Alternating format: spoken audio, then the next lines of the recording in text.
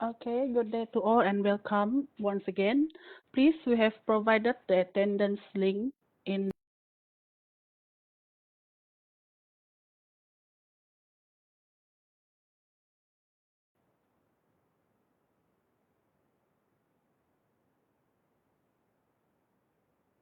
Hello, doctor. Can I ask?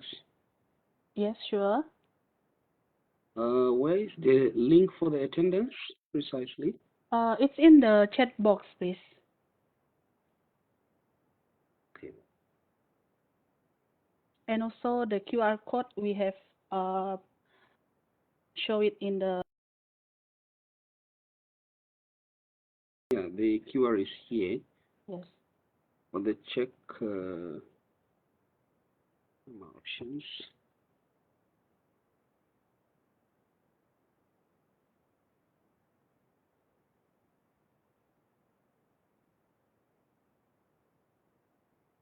I can't see the checkbox. Can I go out and go to the meeting link?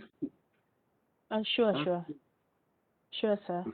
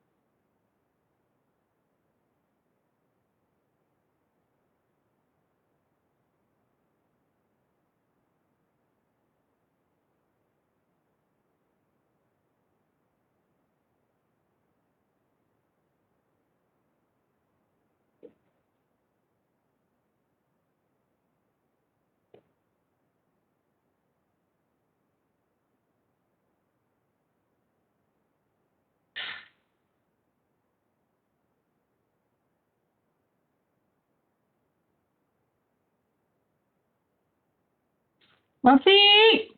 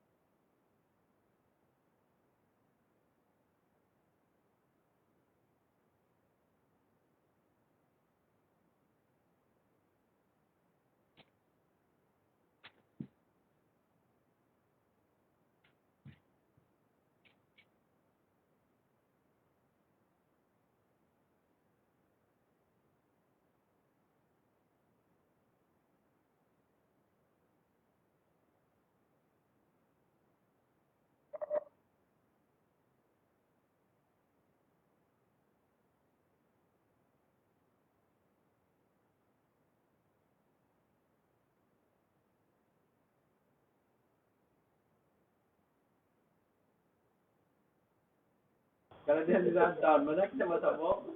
Kita saja, apa nih, penyewa saja.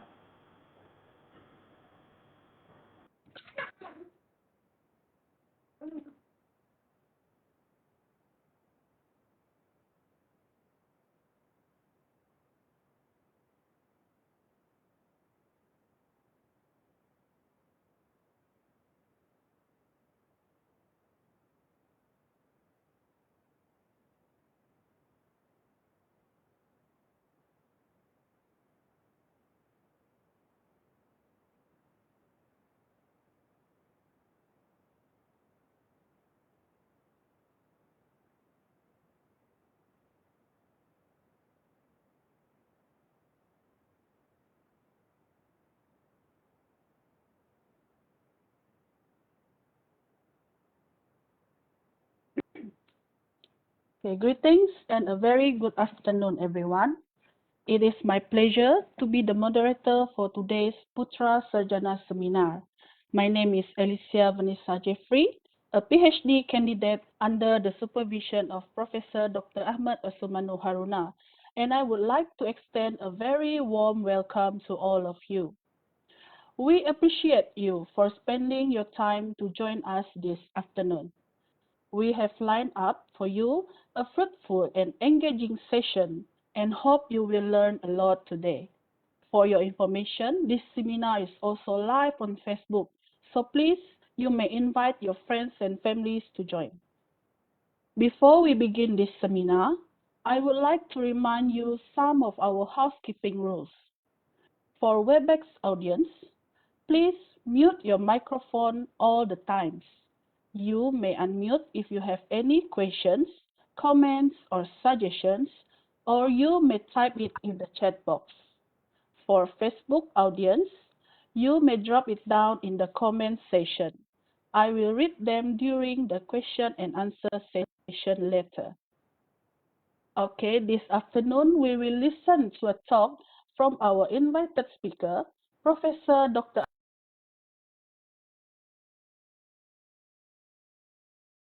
Findings. Many students fall into the trap of presenting abundant and irrelevant findings in their thesis, which makes comprehension difficult. In this seminar, you will learn how to present your data systematically, especially in terms of how your findings relate to other sections of your thesis. Before we begin, let me introduce you to our speaker. Professor Dr. Ahmad Osmanu Haruna is a professor at University Putra Malaysia. He is the current head of Biodiversity Laboratory, Borneo at the Institute of Ecoscience Borneo UPM. Professor Ahmed serves as an expert reference for several national and international institutions.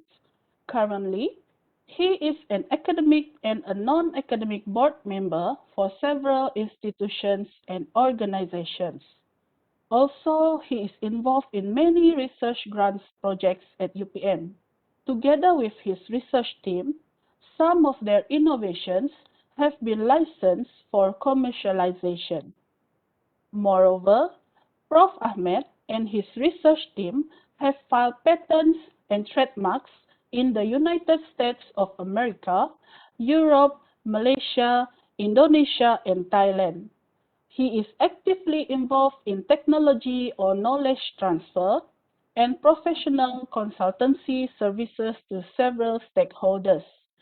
The contribution of Professor Ahmed to the global scholarship is profound. This is evident in the fact that he has published approximately 400 scholarly works encompassing 247 referred journal papers, 18 books, 18 chapters in books, 106 papers in conference proceedings, and 11 other scholarly publications. He continues to write popular articles for the general public. Prof. Ahmed has supervised approximately 50 postdoctoral research fellows, PhD, and also master students. He is currently supervising 13 PhD and master students. At the international and national level, his research team's innovations has won many awards. He is frequently invited as a prominent speaker in many national and international intellectual fora. Prof. Ahmed is also a member of several professional bodies. He continues to render public services and consultancies to many organizations. He is delighted to share his experience with many young passionate postgraduates and future scientists.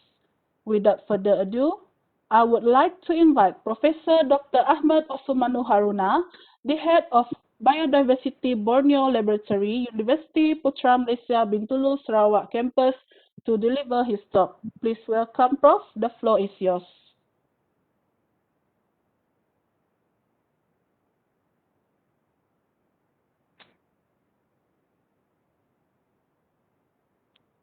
All right. Thank you very much for the kind introduction. First of all, I would like to thank UPM, the organizers, for this talk. And then my sincere gratitude goes to Mr. Suridiman in particular and his team. And then the this MC also, I would like to thank you for the kind introduction. As you rightly put it, the subject is how do we organize and present our scientific information in relation to thesis writing in particular. So, before we start, perhaps we need to really put it in context what we mean by science. When I say science, I'm talking about the generic word science. It can encompass the pure sciences, the applied sciences, the humanities, as well as what we call the business environment. So when we say science, basically what we are trying to say is we go through certain systematic norms, which are very, very structured, and from there we obtain what we call knowledge. We are talking about functional knowledge. Why do you want to get that knowledge? It's so that it will help us to understand the natural and social phenomena in the world.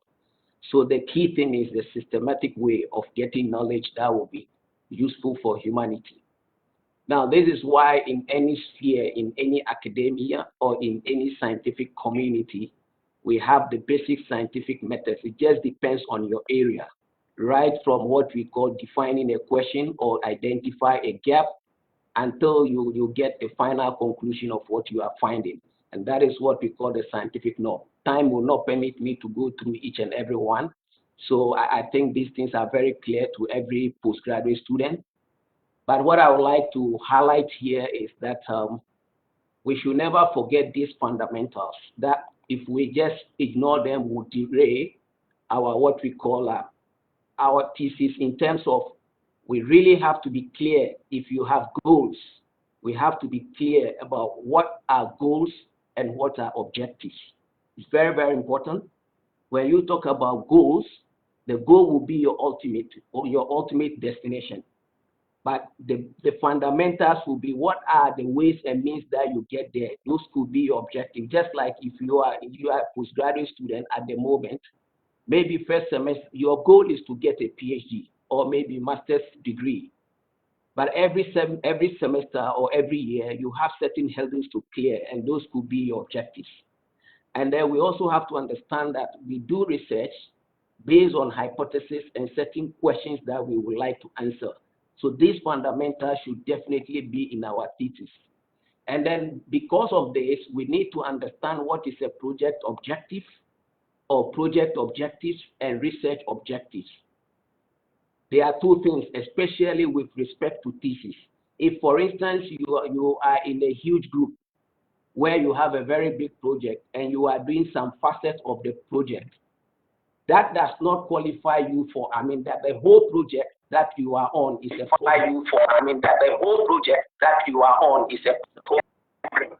Sorry, I'm hearing some echo here.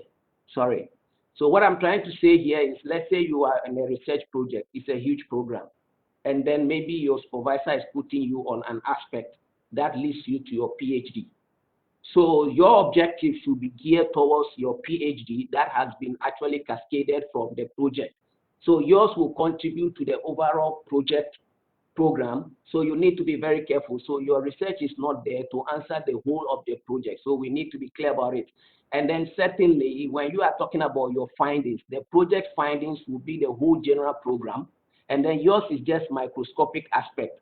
So that is why you need to understand exactly. So don't try to overstretch your work as far as your research findings are concerned. Now, I also assume that at this level, most of you are familiar with what we call scientific laws, theories, principles, mechanisms. These things are very fundamental. Whether you like it or not, your research will fall within one of these terminologies. They must be very, very clear to you. And then I think definition of terms and concepts, we will have to be very, very addressed with that. And then assumptions, what are the underlying assumptions of your thesis? They must be very, very clear. I have given a whole public lecture on this. I will not have time. Today is not the subject. And never forget about what? The limitations of your work. Limit your work to a certain scope so that you don't get unnecessary what we call queries. And try to highlight the significance of your work. Here we are talking about the impact that you are making.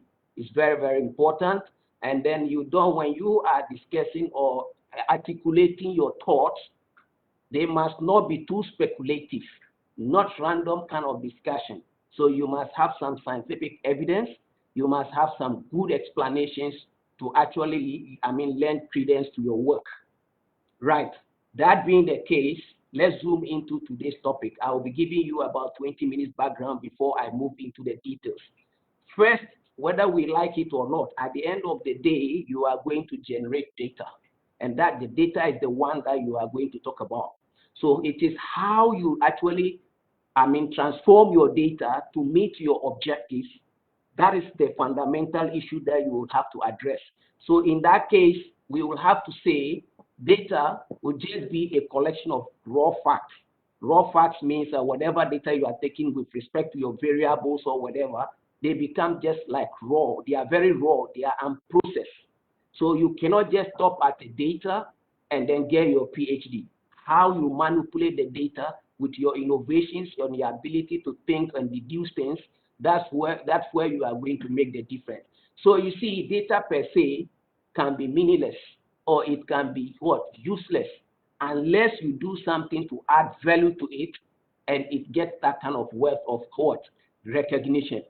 So that being the case, we will have to find out what are some of the examples of data. We have numbers. You can have so many numbers.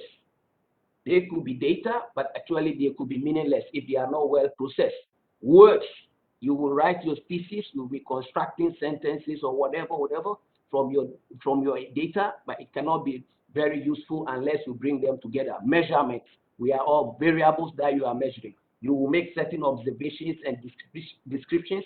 These are all actually data, right? And then description of things. Now, for us to manage our data very well, we will have to understand how data is, how you group your data or you categorize your data. This is the reason why we need to understand whether your data is alphanumeric. So if it's alphanumeric, what do we mean? We are talking about numbers, letters, and other characters. What about images? They all have their what? They are places. They have their own way of presenting them in their what? In your thesis. So graphics and pictures, audio, may depend on what you are talking about. Those of you who are in physics and whatever, sound and waves, noise, tones, and whatever. So all these things will be very important that we will have to group them. So, and then videos, sometimes you need to show videos or pictures to depict what you are trying to put across when description can make it very incomprehensible. So for us to note, what we will have to say is, if you have a data that is not packaged, that is not managed, that is not well processed, then it has little meaning or it has no value at all, unless they are meaningfully arranged. When you arrange the data in a very meaningful way to satisfy your objectives, then it becomes an information. So here, draw us to what we call information. Now, when we talk about information, it's a processed data, just like I said.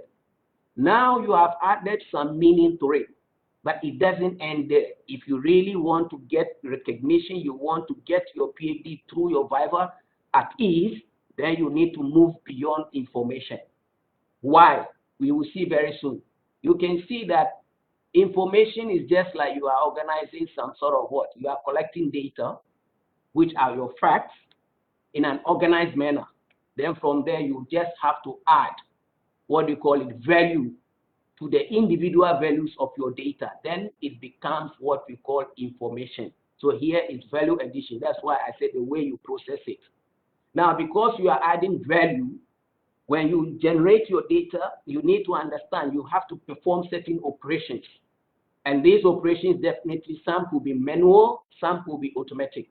Example, when you are using your machines, you are using your what we call the computers to process your data.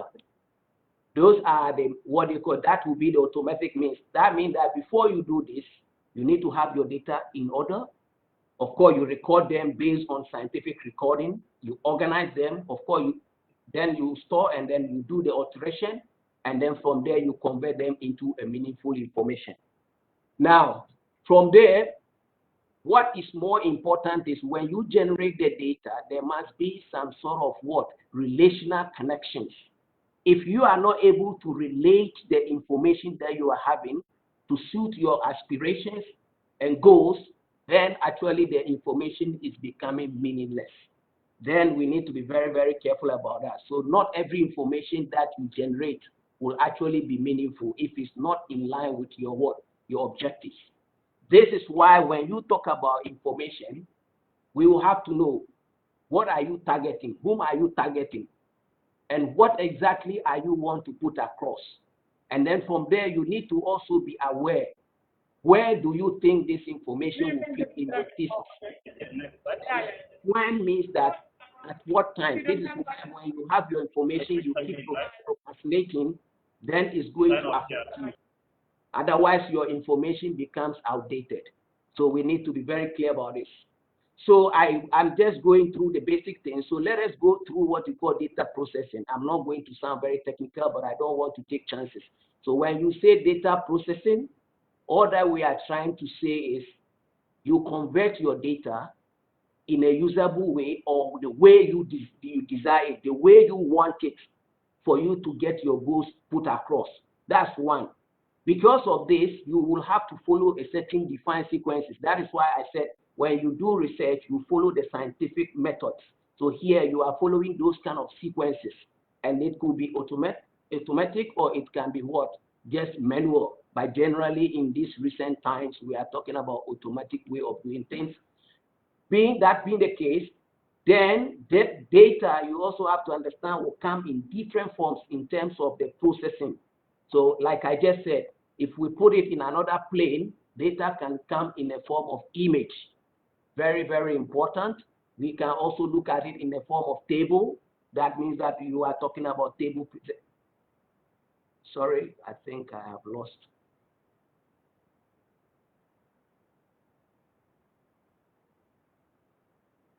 Sorry, I think something went on off. So now we are also talking about what we call graphs. In most cases, we call them figures. It also depends on audio and videos. And of course, if you are talking about charts and other forms that are pertinent to your work, or they are relevant in as far as your work is concerned. Now, when you talk about a data that you have processed, it must provide us a clear information with respect to the issue at stake, and it must improve on our understanding of what you want to say or what you want to present. Then we should also understand which data do we really have to process. There are several situations that we need to understand. Generally, if you are talking about data processing, it can be in any form or any type, so long as it can satisfy what you want and what is accepted in the scientific community or in the academia. Now, if you are talking about processing, example, it can be just personal processing of information. It can even be computational. You can also talk about demographic depending on the nature of your work. It can be an experimental information. Banking systems, you are talking about details. I'm trying not to be too scientific because of the audience. It can be even imagery, on and on and on and on. So these are some of the things that you will have to clarify. Now, when you talk about data processing, we have 3 steps. You are talking about input, process, and output. So when you talk about output, all that we are trying to impress upon will be you are processing the data goes through a certain process in a way that you want to transform the data, such a way that if you are using, for instance, computer, you have to follow the computer language so that whatever you want to get out of the processing will become actually useful. That being the case, it is very, very important. It's a very important step, because if you don't really understand the way you input your data, whatever comes out is what you get. So here, garbage in and garbage out kind of situation should be out. We should have control over what we really want. Now, what are some of the activities that you need to do during data inputting? Of course, there could be basic things like you are talking about data encoding. I'll talk about that, data collection. You are also talking about data transmission and data communication. Very fundamental. Don't wait until you get to your Viva Voce only for people to be reminding you of some of the things that you missed. Once you get this kind of reminder or reminders, then you are heading up for resubmission or maybe fail. So data collection is just, like I said, you are just gathering facts. From where? From your work or for your work. And this is the time that you are preparing to input your data in whatever system or processing gadgets that you are using.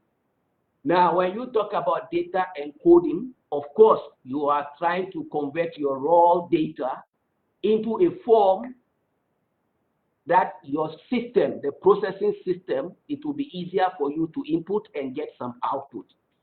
Now, what about transmission? Of course, transmission is when you send your data and it's being processed. Remember, I'm referring to softwares. I'm referring to machines. I'm referring to other ways of processing your data. And then they go through certain stages. And those stages you should know. Very, very important. And then from here, we are talking about data communication. When you talk about data communication, remember I'm talking about processing. We are talking about the activities that will enable you to send your data from one data system to another. Because, for instance, when we come to issue of statistics, you will realize that you have to go through a whole number of stages. So those are some of the things that we need Sorry to interrupt you. Sorry to interrupt you. I'm sorry, but I've got complaints that there's no sound. You mean Rahoto, it's me. you mean no they cannot sound. hear? They cannot hear me? Yeah, I've been. Yeah, I got a call. Yeah, they cannot hear you. Yes. Sorry about that. I can hear you clearly. I can hear I can hear you. It's okay. I can hear you. okay. Very okay. It's okay. The person Doctor, should check his connection. Can you hear me, doctor? The connection of the person. Can you hear me, doctor? Thank you. I can hear you. Yes, we can hear you. We can hear you. I am from Nigeria. I'm from Nigeria, but I can hear you loud and clear. Okay, please let us get, if one or two cannot hear me, then there's nothing we can do. We can hear you from Nigeria, loud and clear, doctor. All right, thank you very much. So when we talk about the process part, when you are processing your data, we are talking about transforming your raw data into information, remember? And that is where you are performing the actual data manipulation techniques. Later on, I will talk about some of the courses or some of the professional information that you need to go through. Now, how does it really work? It involves three things. You have to know the language, the instructions. Example, when you talk about window-driven type of software, you just click, click, click, click. If you don't understand what you are clicking, then it can be disastrous. Of course, you have the processing unit, and then you are talking about your software. So we are talking about the language, the steps you go through. Those will be the instructions. And when you are talking about central processing unit, I think when you talk about your computers, your softwares, and whatever, definitely you are going to have a processing going on.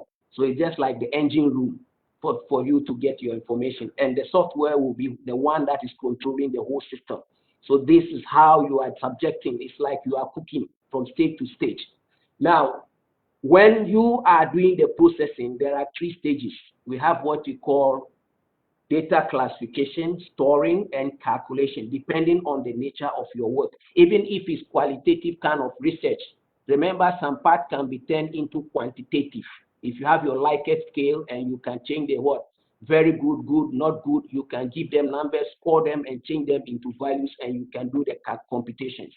Right. So when you talk about a classification, you see one technique will be when you have a huge data, it's very important that you group them into groups and subgroups. And you need to understand when you are grouping them, you have to relate them to your objectives, not grouping for any kind of grouping.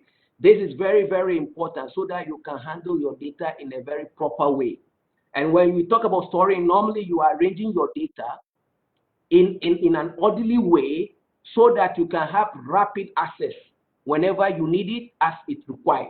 Very, very important. Otherwise, you have a huge kind of data and you will have to flip here, flip there, flip there. No, you can be very, very hard-working student, but actually you are not efficient in the way you do things. Then when we talk about calculation, is basically when, like I said, when you have the numerical data and you want to make meaning out of the numerical data, then you can do that.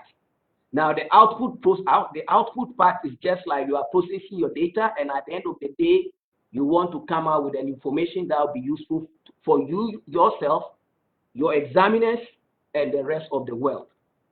And because of this, the activities could be you are doing decoding. Remember, we started with encoding. So here you are decoding, and what do? You want to communicate the data. That will be the day you will be in your Viva or all these kind of stages, your seminars, your publications, and whatever. Of course, you will have to have your data in the form of thesis, so that whenever we want to retrieve your information, you can get it. It can even be your Viber voice slides or whatever. So when you talk about decoding, is a conversion of encoded. Like I said, encoded information that is easier for us to understand, because when you encoded it, you gave it a special language. So now you need to decode for us to understand your language. Now communication, like I said, at the end of the day, your work must be presented to the interested parties. Who are they? Your examiners. Who are they? Your academia or the scientific community. Now, retrieval, of course, you have stored your information. So at any point in time, the accessibility should be there for people to appreciate your work. That being the case, all these processing things will be under information. So now you need to move to another plane, because as a PhD candidate, you must have a philosophical construct. This is where you have to move, because certain information may be useless, depending on the way you look at it. Now, if you come here and you just came for information, you didn't get knowledge, then your coming here has not been useful. So then, what do we talk about knowledge? When you talk about knowledge, it's just a collection of appropriate collection of information. Because like I said, not every information is appropriate as far as your thesis is concerned. This is why sometimes you will have appendix. So if we are talking about that, we are talking about functional knowledge. You see, it's just like education. Not everybody who is educated has a functional education. So it's just like something like that, right? If you are talking about functional education, that means that it's application of data and information. You have got to another level or another class. So basically, when we talk about knowledge, you are trying to answer how in your work, how the whole thing works. That is what you are trying to answer. Now, for you to be mature in the way you advance your knowledge, grow in knowledge, you need to move or add on to the knowledge by understanding things. Because sometimes, remember, knowledge can be memorized, but understanding is never memorized. That's the difference. So we need to be very clear. Once you understand, it is until thy kingdom come. So from here, we are talking about how you appreciate why. Why are we saying this? Because, you know, science is about why, because. Why? Because. That is all that science is about. So this is why when you look at it clearly, when you talk about understanding, it involves cognitive kind of ability, where you are trying to be very critical, you are trying to process a number of things to make meaning, and definitely analytical, meaning that you break things into segments and you synthesize them. So this is the difference, right? So that being the case, this is why when you are writing your thesis, one of the fundamental questions that you are asked is, what is new about your work? So here you see, you are taking the existing knowledge, you have some ideas, you synthesize new knowledge from what? The previous knowledge.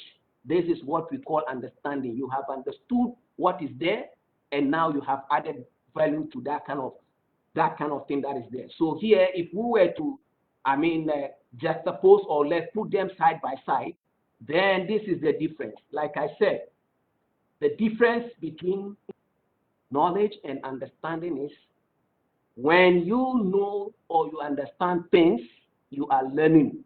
When you memorize, you are just acquiring knowledge. So these are some of the things that we have to be very clear. I'm sorry, I'm taking a lot of time here. You will appreciate this when I get to the real core of the presentation. So here, normally when you talk about understanding, you are synthesizing new knowledge from what is known. That is my take-home message. Now, with experience, you see, as you go through, if you're a PhD candidate, you started from day one, maybe 3 or 4 years, you will be gaining some sort of experiences. How you use those experiences become wisdom. So here is a process of knowing. This is why you will know what is right and what is wrong. So here, ethical issues will come in. You are talking about values here. So these are some of the things. Otherwise, it can ruin your whole career. So that is what we call evaluated understanding. Now you have understanding, you have a lot of experience. So you are deploying your understanding into a certain class. And not many people can get there because it entails a lot of experience. So when I say experience, I'm talking about your 4 years, your 2 years of research that you've been doing. You must develop some experience. We are not talking about lifelong career. It's very relative. So you see, those with wisdom, they are very futuristic because they have what? They incorporate vision. They are visionaries and they are interested in coming out with what? Advanced knowledge. So they are not fixated in yesterday and today. They pave the way. These are the pace setters. You get what I'm saying? So here, if we go back, then we can say that those with wisdom in their realm or in their work, they will always be dwelling what? In the future and not the present and not the past, but they capitalize on the past and present to project into the future. So to summarize it all, I tell you, to achieve wisdom takes a lot of effort, but you can do so in your short journey by going through all this. So to summarize it, during your data gathering, you must get experience. When you process your data into information, you must gain some experience. When you generate some sort of knowledge, you understand the knowledge, then you are heading to what we call wisdom. So you see, for you to have good data, transform it into information, get the knowledge and wisdom, what really glue them together is understanding. So in your research, in your PhD work, your master's program, you really have to understand your work. It's very, if you cannot understand your work, then actually you are going nowhere. So this is why you should develop the skill of thinking.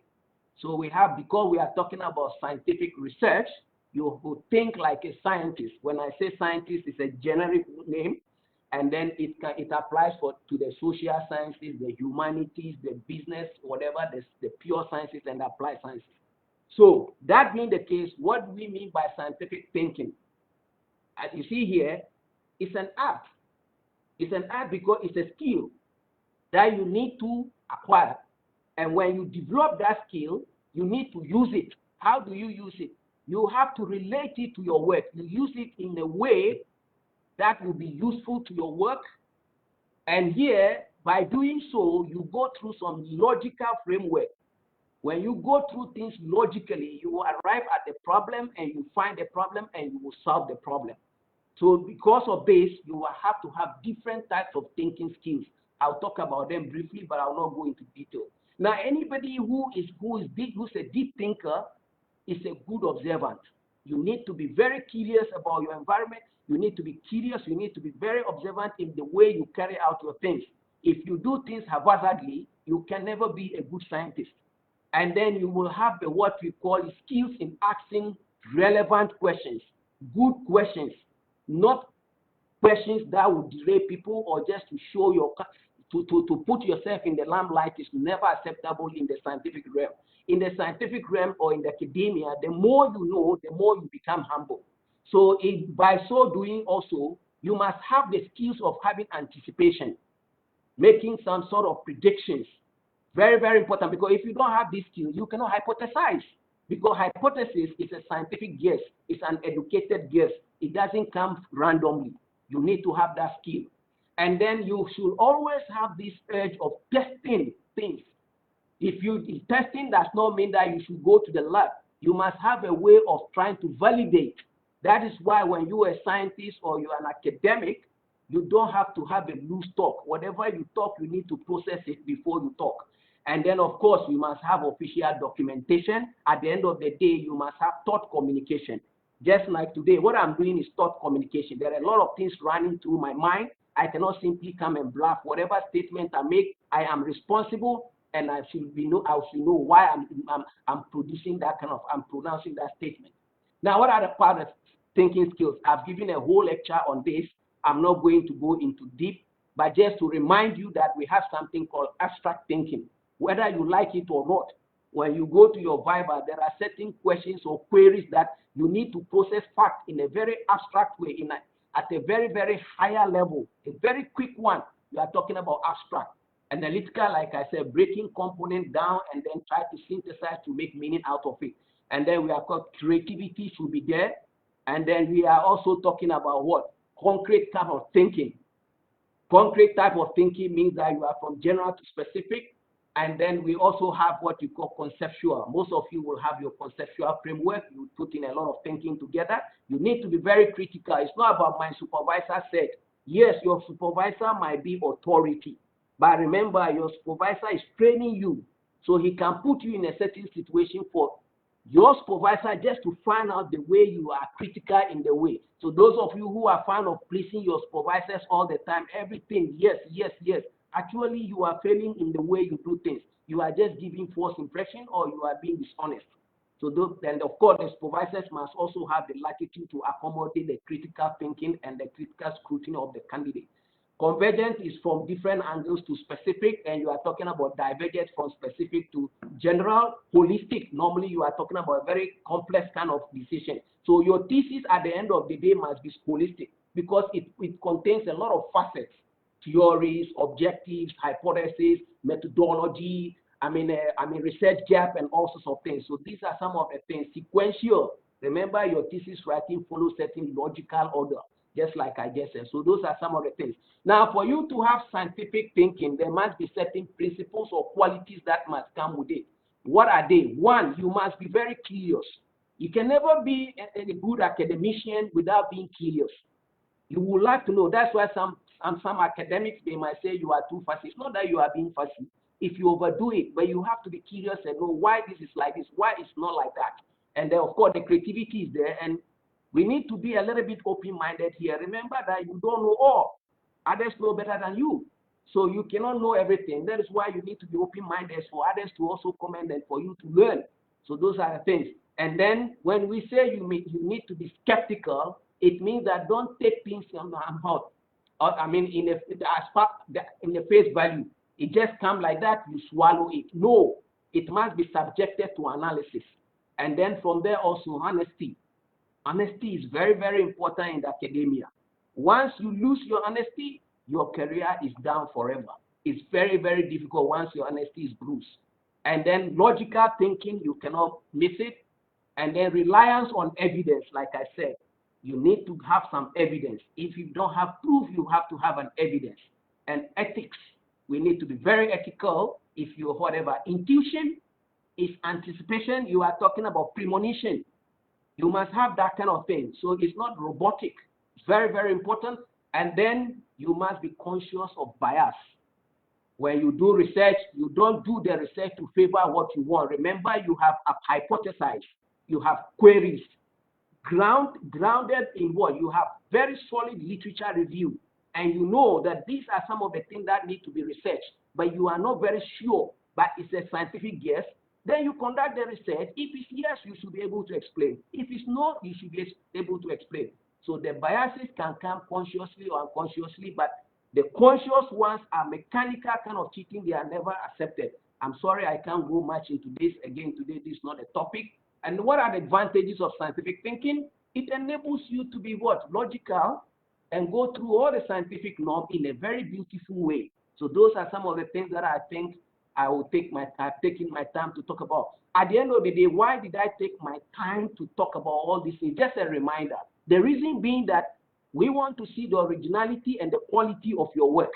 When we say originality, it doesn't mean that nobody thought about it in the world and you are the first. Sometimes originality could be even the way you thought and modify the system to make it better is also original. So we are talking about relevance. Please, this issue of my supervisor has a project and my supervisor asked me to do this project, and because of that I'm doing. You must develop your interest and see whether it's relevant. Maybe you are a foreign student and maybe you also have to look at it. In your country, how will it work out? If it's too localized, you need to be very careful. And then your work must be timely. Those of you who stay for 10 or 6 years before you graduate, I think this is not really a good thing. Novelty in terms of science of your work, the uniqueness of your work must be pulled out. This is what you can never run away from when you get to your Viva. Extremely important, right? And then, of course, if you are too technical and you want to have some sort of intellectual property, then you will have to have what you call inventiveness. That means that you want to patent, you want to have a brand, you want to have a trademark. Not every research will have that. But of course, the innovation must be there. And then the last part will be the depth of your contribution. Again, when you get to your Bible or your examiners are reading your thesis, the key thing is they want to see the depth that you are feeling. Are you adding on to knowledge? Are you contributing? Can it be applied or not? So those are some of the things that I think we need to understand. Now, slowly I'm getting in. I'm not going to talk about the literature review or whatever. I'm just telling you the literature. The fundamental thing that you need to do in the literature that will help you in other parts. You will see that the literature connects to every component of your thesis. So we will go that very soon. Right. So now what is the literature? When you talk about literature, all that you are trying to do is to identify particular literature in a particular field. So you are talking about your field of research. You want to identify a body of literature. Then you subject the literature to evaluation or scrutiny, very critical. So to enable you to find gaps that you think might arouse your attention or you could be interested in to fill. So these are some of the things. Then it becomes your research gap, and that is where you are going to specialize. So you need to be very careful. So it's not simply reading the literature just like that. You are reading the literature to punch a hole or to find a gap. Again, when you get to your Viva, all these things will be tabled on in front of you for us to see. So here, why do you have to do that apart from identifying the gap? Because you have to demonstrate. You have to demonstrate that you have read this much and you know this much about your research field, and you believe that the gap that you have found is a good contribution and is original. Original here, like I said, you are adding on to knowledge. Right.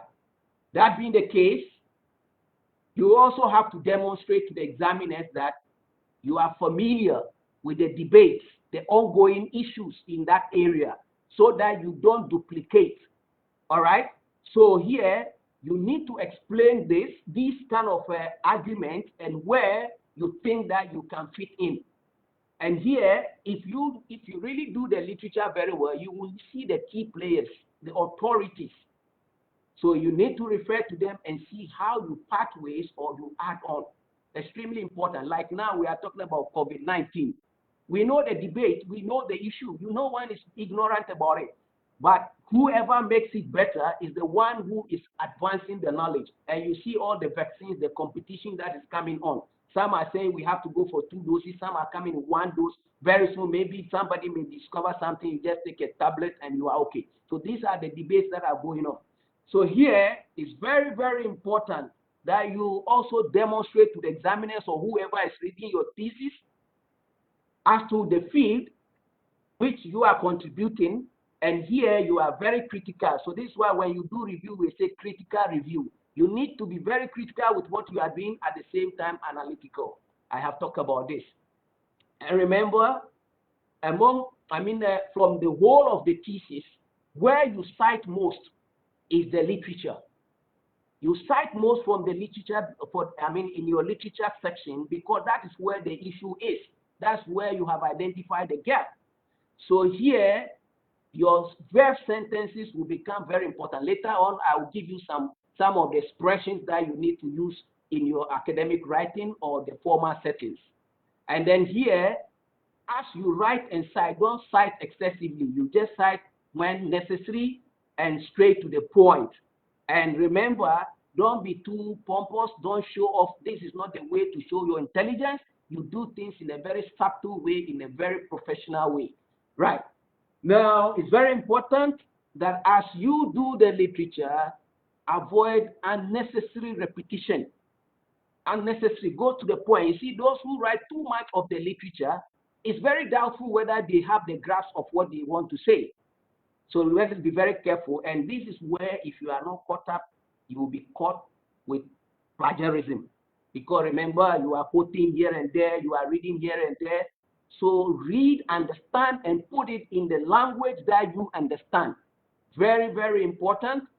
Now, it's very essential also that be very direct. If you know the theories that are relevant to your work or the principles, the concept, Just be direct and go straight to the point. Now, remember this. The core of your review here will be used in other parts of your work. So when you take your time and do a very good review, you will see later on where you will need them. I'll show you very soon. And be serious with your review and sound scholarly. Otherwise, it will betray you. But that is the part that a lot of us ignore because that's where most of the students copy. And that is very unfortunate. Right. Why did I take my time? Excuse me, Prof. Yes, Sorry, please. Prof. Sorry to interrupt. I would like to say that we are seeing a gray box on your screen. A gray box? Yeah, maybe you open a certain application. Maybe you can.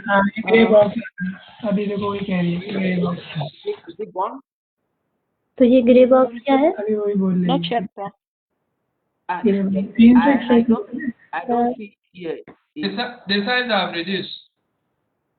सब बता रहे हैं हम कैसे बोलेंगे unmute वहां से होगा रेज योर हैंड नहीं करना आप अपना क्वेश्चन यहाँ ड्रॉप कर दो I'm sorry, I don't see it here. As far as I'm concerned, my screen is 100% clear here. Is it okay? It has been minimized. Is it blocking too much? Not blocking much again. Okay, you don't mind? Okay. Okay. Is it okay, Yes, Prof? it's Is it manageable okay? now. It's better now, okay. Prof. Thank you. I'm sorry. Okay, Thanks for the reminder. I didn't see it. It's all right now. Alright, It's thank you. better. It's Okay. fine. So here, let's look at it closely.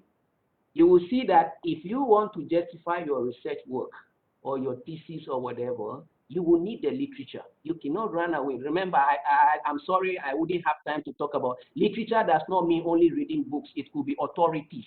It could be you are talking about people who know, the consultants and whatever. So here, it will enable you to have a very beautiful justification. Justification is the gap that you are trying to fill. And remember, you cannot carry your research, the methodology, you cannot plug it from the air. You will certainly need the literature. So here, once you generate your data also, of course, you might need to present your data in the form of what? Results. You might need the literature. And one interesting part about the whole thing is, if your literature is very solid, you will see that when you are interpreting your data, most of the information can be got from your literature review. But so once your literature review is poor, that is the time that when you are discussing or interpreting your data, you have to go back and be reading a lot of literature because you didn't do a good job. The foundation was not strong. Please spend time reviewing your literature, put the work in context, and that will help you later. Of course, even concluding and giving recommendations, if you don't know the subject, how do you give directions? How do you give a proper take-home message? We will come down later. Now, this comes down to data analysis and presentation. Now, if we are talking about data analysis and presentation, so long as you continue to remain in the academia and you are in the profession, is something that is part and parcel of us. You will always do this. So it's better you do it once and for all and understand it. Because to analyze a data and to present data, whether orally or in a written form, you need to develop the skill.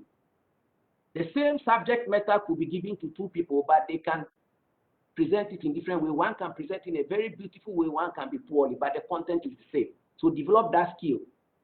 Now, understanding also comes in. This is why I took my time to tell you why you need to understand your data. Very, very important. Now, when you do the data analysis, what it does for you is to help you to do content analysis.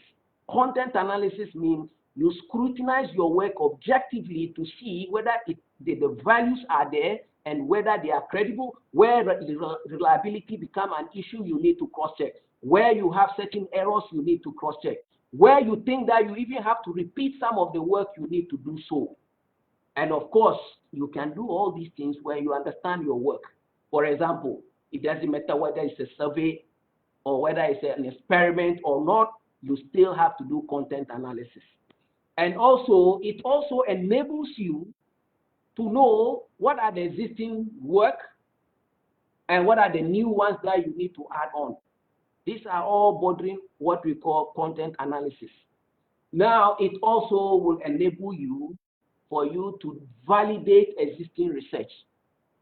You validate, but with modification, or to even add on or to expand the current research focus. So these are some of the things that I think they are very crucial that we need to understand. And remember, as you do data analysis also, you are getting to know more. Your data is talking to you. Therefore, it will prompt you, it will enable you, it will guide you to do proper interpretation. So in here, where am I? I'm talking about your discussion, part of the thesis. When you talk about data analysis, remember it can be your methodology, the processing that I took my time to go through. And some also may come a little bit under your what? Your results. And remember, data analysis can also lead into your what? Into your introduction, and it can also be part of your what? Your literature. Now, remember, as you do the content analysis also, it's helping you to take some decisions, and it's also helping you to answer your research question. Remember, research, hypothesis, question, and objectives, they move hand in hand. So these are some of the things you will see later. And by so doing, how do you do all this in a beautiful way? You need processing tools and softwares. That's why I took my time to talk about data processing. Now, data analysis starts with, of course, you need to collect your data, follow it by processing, like I said. Now, the processing is done in several ways, but at the end of the day, you will have to choose the method that suits you most in your area. Now, this is why it's very, very important that I would recommend that any postgraduate student, if I have my way, you need to go through these basic training courses or whatever. One, for me, it's very important. No matter what, you need to take research methodology, and you really have to make maximum use of this course. Because from experience, if you have a very experienced person teaching research methodology, by the time you finish research methodology, you should be able to come out with your research proposal. It must be ready within the semester. So some of us, what we do is you will have to bring down your what? Your research work, and we try to discuss with you for you to develop your research proposal. Otherwise, it's just going to get knowledge, but actually you are not getting what? The understanding of your work. I will also propose that every postgraduate student must at least have some statistical background or take some courses in statistics. If you cannot take pure statistics, applied statistics is very important. You will hear some students say that, oh, my work doesn't entail statistics. Actually, to be honest with you, daily life, statistics is part of our life. Now, just now you came to this, what we call it, this talk. There is an element of statistics in it. What's the probability that this talk will be useful to you or not? If there is statistics. So it's just a matter of you trying to see how you apply it to your area. Right. And then I will also recommend that we really have to take experimental design analysis seriously. I'm not talking about designing machines or whatever. The way you bring your whole research, the systematic way, how you put them together. It's like you are building a house. You must have the architectural design. You know, this is where the window will go. This is where the pillar will go. This is where the iron rods will go. Very, very important. But you see, a number of students will finish without going through some of this. So I'm not saying if you don't go, it's fine, but it will enhance you. Special topics or special assignments. It's very important that you take them from your supervisory committee or whatever. They give you special assignments to build your skills. They are equally important. Now, what are some of the professional training that you might need? I would recommend that you must try as much as possible to know relevant software, at least in your area, being in statistical software, modeling, software or whatever. It's very, very important. And then we should also have some sort of technical writing or scientific writing skills. This is where we find students. A number of students are very weak. Remember, you can give your work for anybody to write for you, but you are not developing the expertise, and the way you want to communicate it might be diluted. I have ever seen a situation where somebody gave his paper for a professional editor to edit, but this person is not maybe it's not in your field.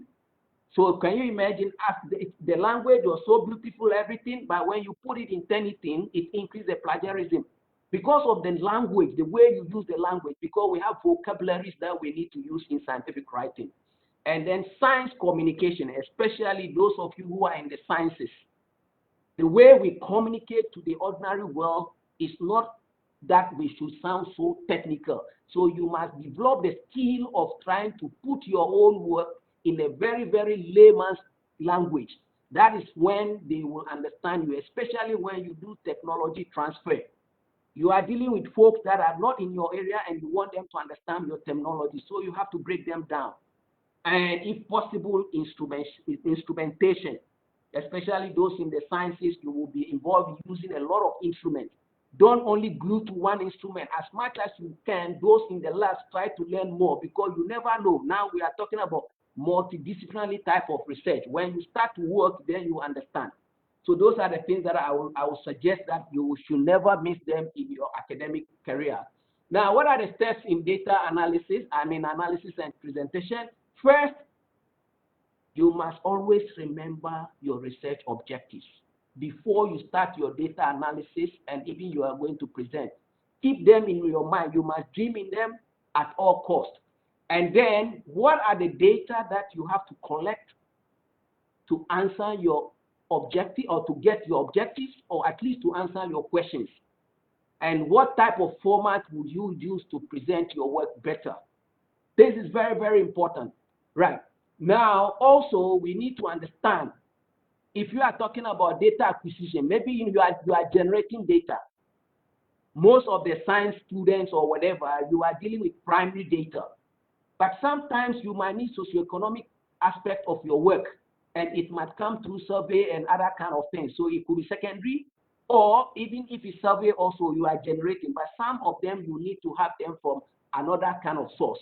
So you should know which are your primary data, which are your secondary data, and both of them. Is there a situation where you can mix them, or they are what?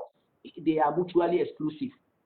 And then we also, like I said, the way you put your data in a format for people to understand, or for your audience to understand, will be very important. Later on, I'll talk about tables, figures, and maps. When do you use them? And like I said, remember to always put your data in groupings, so that anything that is not very relevant, you hear some of the students, you ask them, why are you taking this variable? Why are you taking that variable? Why are you measuring this? Oh, because it's very common in your field. It's not about common in your field. Is it really relevant? Will it answer your questions? Will you help you to get to your goals or not? Those are the issues. So extra data that are not relevant, if you think they are relevant, they will distract, then you send them to your appendix. And also, it's very important that you use only data that will answer your questions on objective. The rest, you can put them somewhere else, or you publish them somewhere else. Because we don't have time to look at all this kind of, I'm sorry to say, garbage. So here is also important sometimes when you have trends and visual kind of information, you should always think of going for graphs and charts and whatever. I'll go deeper into this aspect. And then also look for trends. Very important, and how you relate information that will fulfill your objectives. Look for those kind of things. For me, actually, if you talk about writing and doing PhD or masters, it will be difficult depending on the way you see it. But if you understand your work, there shouldn't be difficulties as far as the knowledge is part of it. But I'm not talking about other challenges like physical. Now, it's very important, like I said, when you are doing the analysis or you are presenting your data, you always have to be orderly. That is why I said you should have sequential type of thinking. So you have to predefine the sequence of your argument. So the sequence is very important, because we need to see your flow. That is where you are rated intellectually, not random kind of presentation. And this should also have credence to support your study. And then whenever you are starting also, always, every stage of your work, remember, if you have a goal, you have 3 or 4 objectives to satisfy your goal, you must always make the goal range in your mind. It must always be on your mind in a way that you don't deviate, because you are going to have the sets of objectives to get to your goal. So it's very, very important that you don't sidetrack yourself. Always remember this. It's very unfortunate that you go to the Viva or you are having your thesis and you are being questioned. What are your objectives? What do you want to? That is too late already. So this is why it's better you break down your objective. The data that you are analyzing, you have to break them in multiples in a way that they will satisfy your objectives, and then you make a list so that you collect the data with respect to those kind of objectives. And it's always important that you write the source of your data. Where did you get the data? How did you get them? And the form which the data exists. Sometimes you will ask student questions. Where did you get this information? Wait, I have to flip to my thesis. It tells us a lot that actually you are not familiar with your work. And also you have to know where to obtain your data. This is when you are conducting your work, you have to know where are you going to get your primary survey, or where are you going to do your research, and when, and what information is needed and which does not exist. If it doesn't exist, doesn't mean you need to add on more experiments. Remember, when you go for your Viva and you are told that you have resubmission implies that you don't have sufficient data. Therefore, you have to go back to your lab, go to your whatever your settings, the next 6 months, you need to generate data. That could be very unfortunate. So don't be in a haste without doing a good job. Now, you also have to understand the form of which you are generating your data vis-a-vis the methodology that you are using. So here, remember, when I was talking about the literature, so if you are the one that your literature was not solid, your methodology will be something like very shallow, and then that could pose a big problem. If your methodology is very good, you have read a lot, then you will know. Even if it's a primary research or whatever, your sampling methods, there are a number of sampling techniques that we use. Again, this is not a platform. I could have talked about this. So sampling methods, there are so many of them. You need to choose the one that really suits your work and the one that will help you to generate credible data. This will help you to reduce a lot of what? Your time, unnecessary things. It's not the number of hours you spend, but how efficient you are is very important. So this will help you to increase your efficiency. And of course, your sample size. Normally, we take it for granted. Your sample size alone will fail you. So it's very, very important that you should know exactly, this is my research, this will be my sample, so that when you go to the Viva or your thesis is being, a review, there shouldn't be any argument. Your sample size was not enough. It's too late. So those are the things. And then also, you will also have to present the information, only those that are required, and skip the background. You see, when you are presenting the data, of course, there are certain styles where before they present the data, they give you a bit of background, and then the data is presented. Yes, but if you have a skill of presenting it in a one-sentence language and it calculates every information, that is all right. So to avoid too much of redundancy. And please remember, whenever you analyze your data and whatever, you also have to give credit to the references that you got. Don't try to play like if everything is yours. This is where academic dishonesty may come in. Right. Now let us go to the presentation proper. You see, the thing is, whether oral or written, the way you present your work will break the deal. So we say good presenters, they what? They make what? They are deal makers, or they break what? Deals. So you see, somebody may have just a small data, but the way the presentation will be done, you will so like the presentation. So this is very, very important.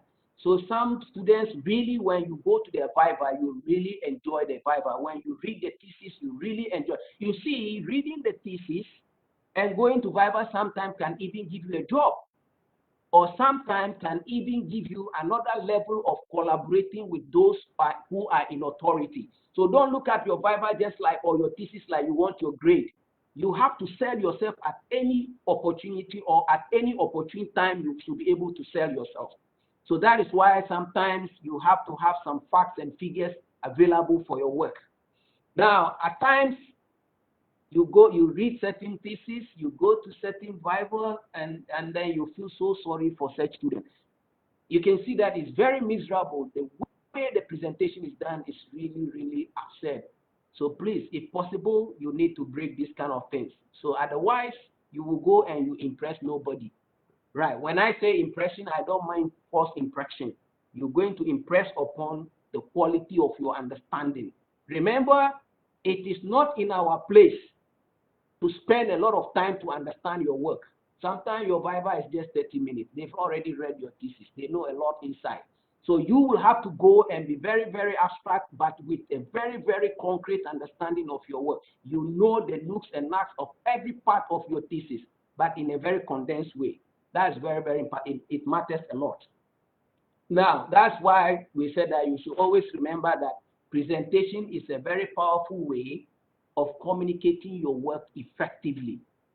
We are not talking about language. Language, maybe if you are speaking English, that's a different thing. If English is not your language, remember, we scientists or we academics, we are talking about facts, so we will understand what you are trying to say. That's why sometimes, let's say, if you cannot talk very well, you cannot write well, and you are going for presentation, why do you want to talk too much, or you want to write too many texts, and you don't want to write them in figures and tables or in chart form to make life easy? I will show you very soon. So this is where, when you are talking about your data presentation, you need to know what type of measurements you took. That will help you to categorize your data. For instance, if it's a nominal data, you get it? You should know how to present them. So here you are talking about example, gender, yes or no type of information. So this is what we call nominal data. You should know how to present that. I'll come down later. If it's ordinal, you have to understand that it can be ordered and it can be categorical. Nominal is very categorical, yes or no type. So if you are ranking your work or you are giving certain classes, then it becomes ordinal. You should also understand if you are dealing with intervals. When you are dealing with intervals, you have to understand that, let's say, like, if you are talking about number of students per class, you got what I'm saying, or you are talking about things that will not have absolute zero, human beings' age.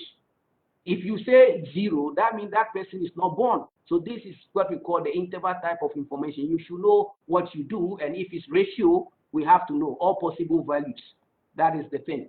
Now, always remember that whenever you have a large, complex data set, when they are very difficult to explain, it's very important that you go for tables, maths, figures, and whatever. I'll come down on that, but to draw your attention, it's very, very important that you display your work only the most important information, if possible.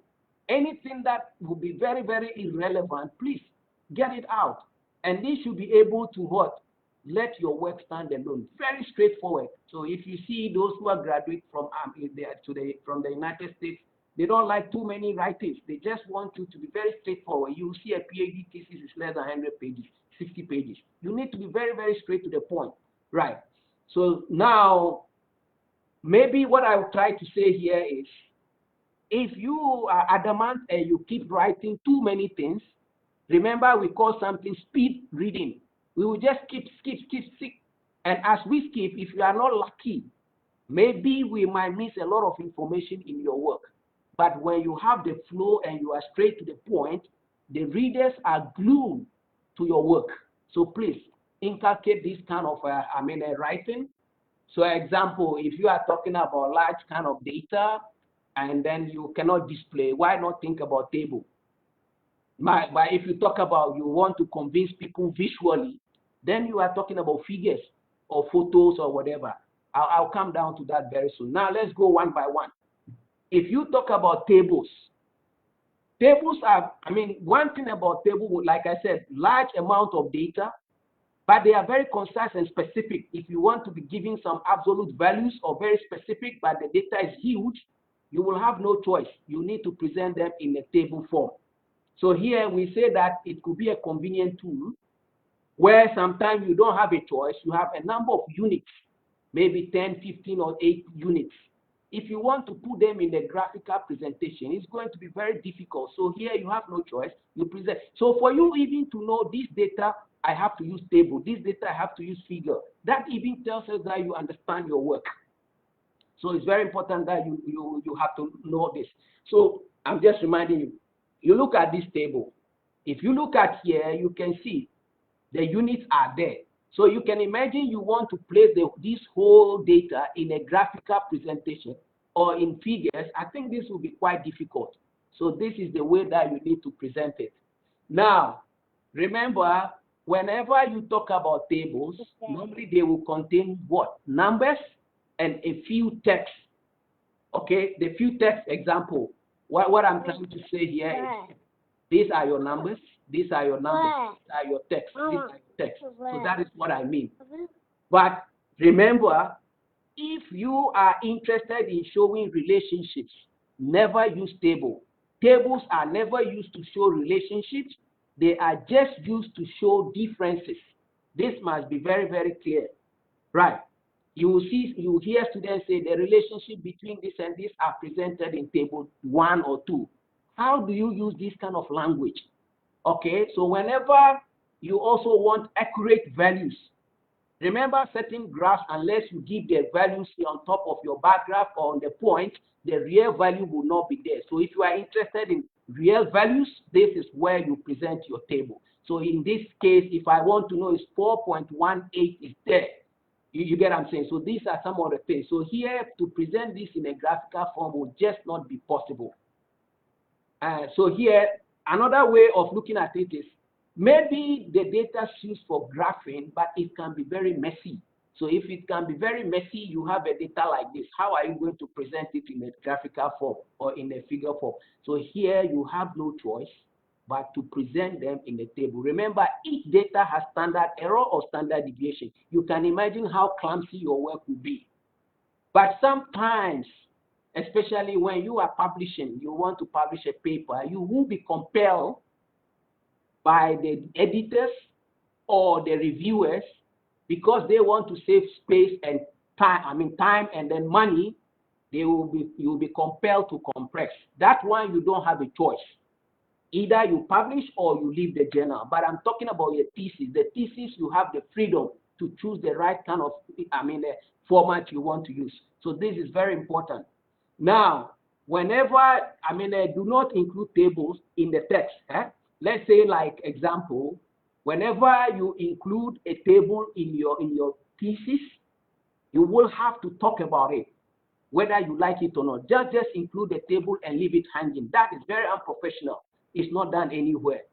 Now, it is always important. You will see that it's very, very strange. You will see 3 or 4 tables.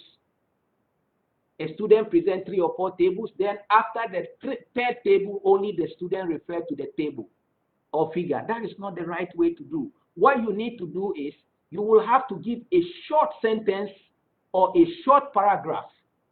Then that paragraph, immediately after the paragraph, you provide your table or your figure. And that paragraph must refer to the table or figure. It's very, very important. So you don't just say it and we have to flip 3 or 4 pages before we see the table or figure. That can be very, very annoying. So please take care of that. And then remember the title of your table. This fundamental thing, title of a table should always be on top of the table and not below the table. So this is what I mean. It should be here. If you want to give some, what do you call it, footnote, then it can come down. This is very basic. And then the title of the table must always reflect the content of your what? Your table. That is a table. So that is how you should look at it. That's why we say a standalone table with a very informative title. That is the way we should look at it. And then here, if possible, if you have error terms, like standard error, standard deviation, it's very important that you include them in your table because they add value to your work. That's the time we see the credibility or the reliability of your work. So it's very important that we do. So you see this table is full of standard errors. It's not by chance. If you look at here clearly, I can clearly say that the standard errors are very good because most of them will be less than 10% if you know how to calculate them. Now, to summarize it all, a good table should have a categorical information in rows and columns. I'm summarizing. And then you must have a space in terms of what? Rows and columns. And it must have a well-defined unit. We are also talking about good font size. Please, the font type and the font size are very important. That's why every university will have their own format. It's not about you, it's about the norm. Right. And then you must have very good legends. And the legends can be by the side of your table, or it can be below, or whatever. It's very important. Now, what are some of the deficiencies? You see, we're giving you the option. We are not saying table is everything. The deficiencies will be that, you see, it takes time for you to interpret data in your what? In your tables. When the data is very huge, it looks very scary. So sometimes you could face this kind of thing, but you only highlight those important things. If, let's say, you do statistical analysis, some are not significant, you just write a sentence. Maybe this treatment, maybe comparison A, B, and C are not they are statistically similar. Then you just explain that and go to the important things. And then also remember, tables don't communicate trends. Because if you have a huge table, how are you going to figure out the trends? By glance, it's very difficult. So if you want trends, that will not be the place. And then here also, whenever you are talking about, let's say, like trends, then you will be compelled to use figures. Now, let's go into figures. You are talking about, let's say, like graphs and whatever. We call them data what? In plots. So we are talking about data in plots. Now, what do? They also convey information in terms of large quantity of whatever, but generally, they are good for functional relationships. When you have two or more variables, your key aim is to look at the relationship. Then you will have what you call data plots are very useful. And in most cases, they could be displayed as quantitative data or your objective measurements. When you say objective measurement, you have real values. You get it? So those ones you will have to count on what we call figures or whatever. And sometimes when you talk about count data in a form of discrete, you know, when you talk about quantitative data, it could be discrete, it could be continuous. I'll talk about that. When you talk about continuous, you have all possible values. Let's say, like example, height. You have all possible values. But if I say 20 students in this, let's say, for instance, how many participants attended this talk? You cannot say 100 and half people. You say 100 or 101. So that is what we call discrete. So let's talk about them one by one. So under this, you will have some sort of requirements when we talk about data plots. Now, one, your axis must be clearly labeled. Remember, it can be very irritating for you to present a figure and then the X and Y axis are not clearly labeled. Otherwise, they become meaningless. And also remember to give a clear unit about your what? The variables that you measured.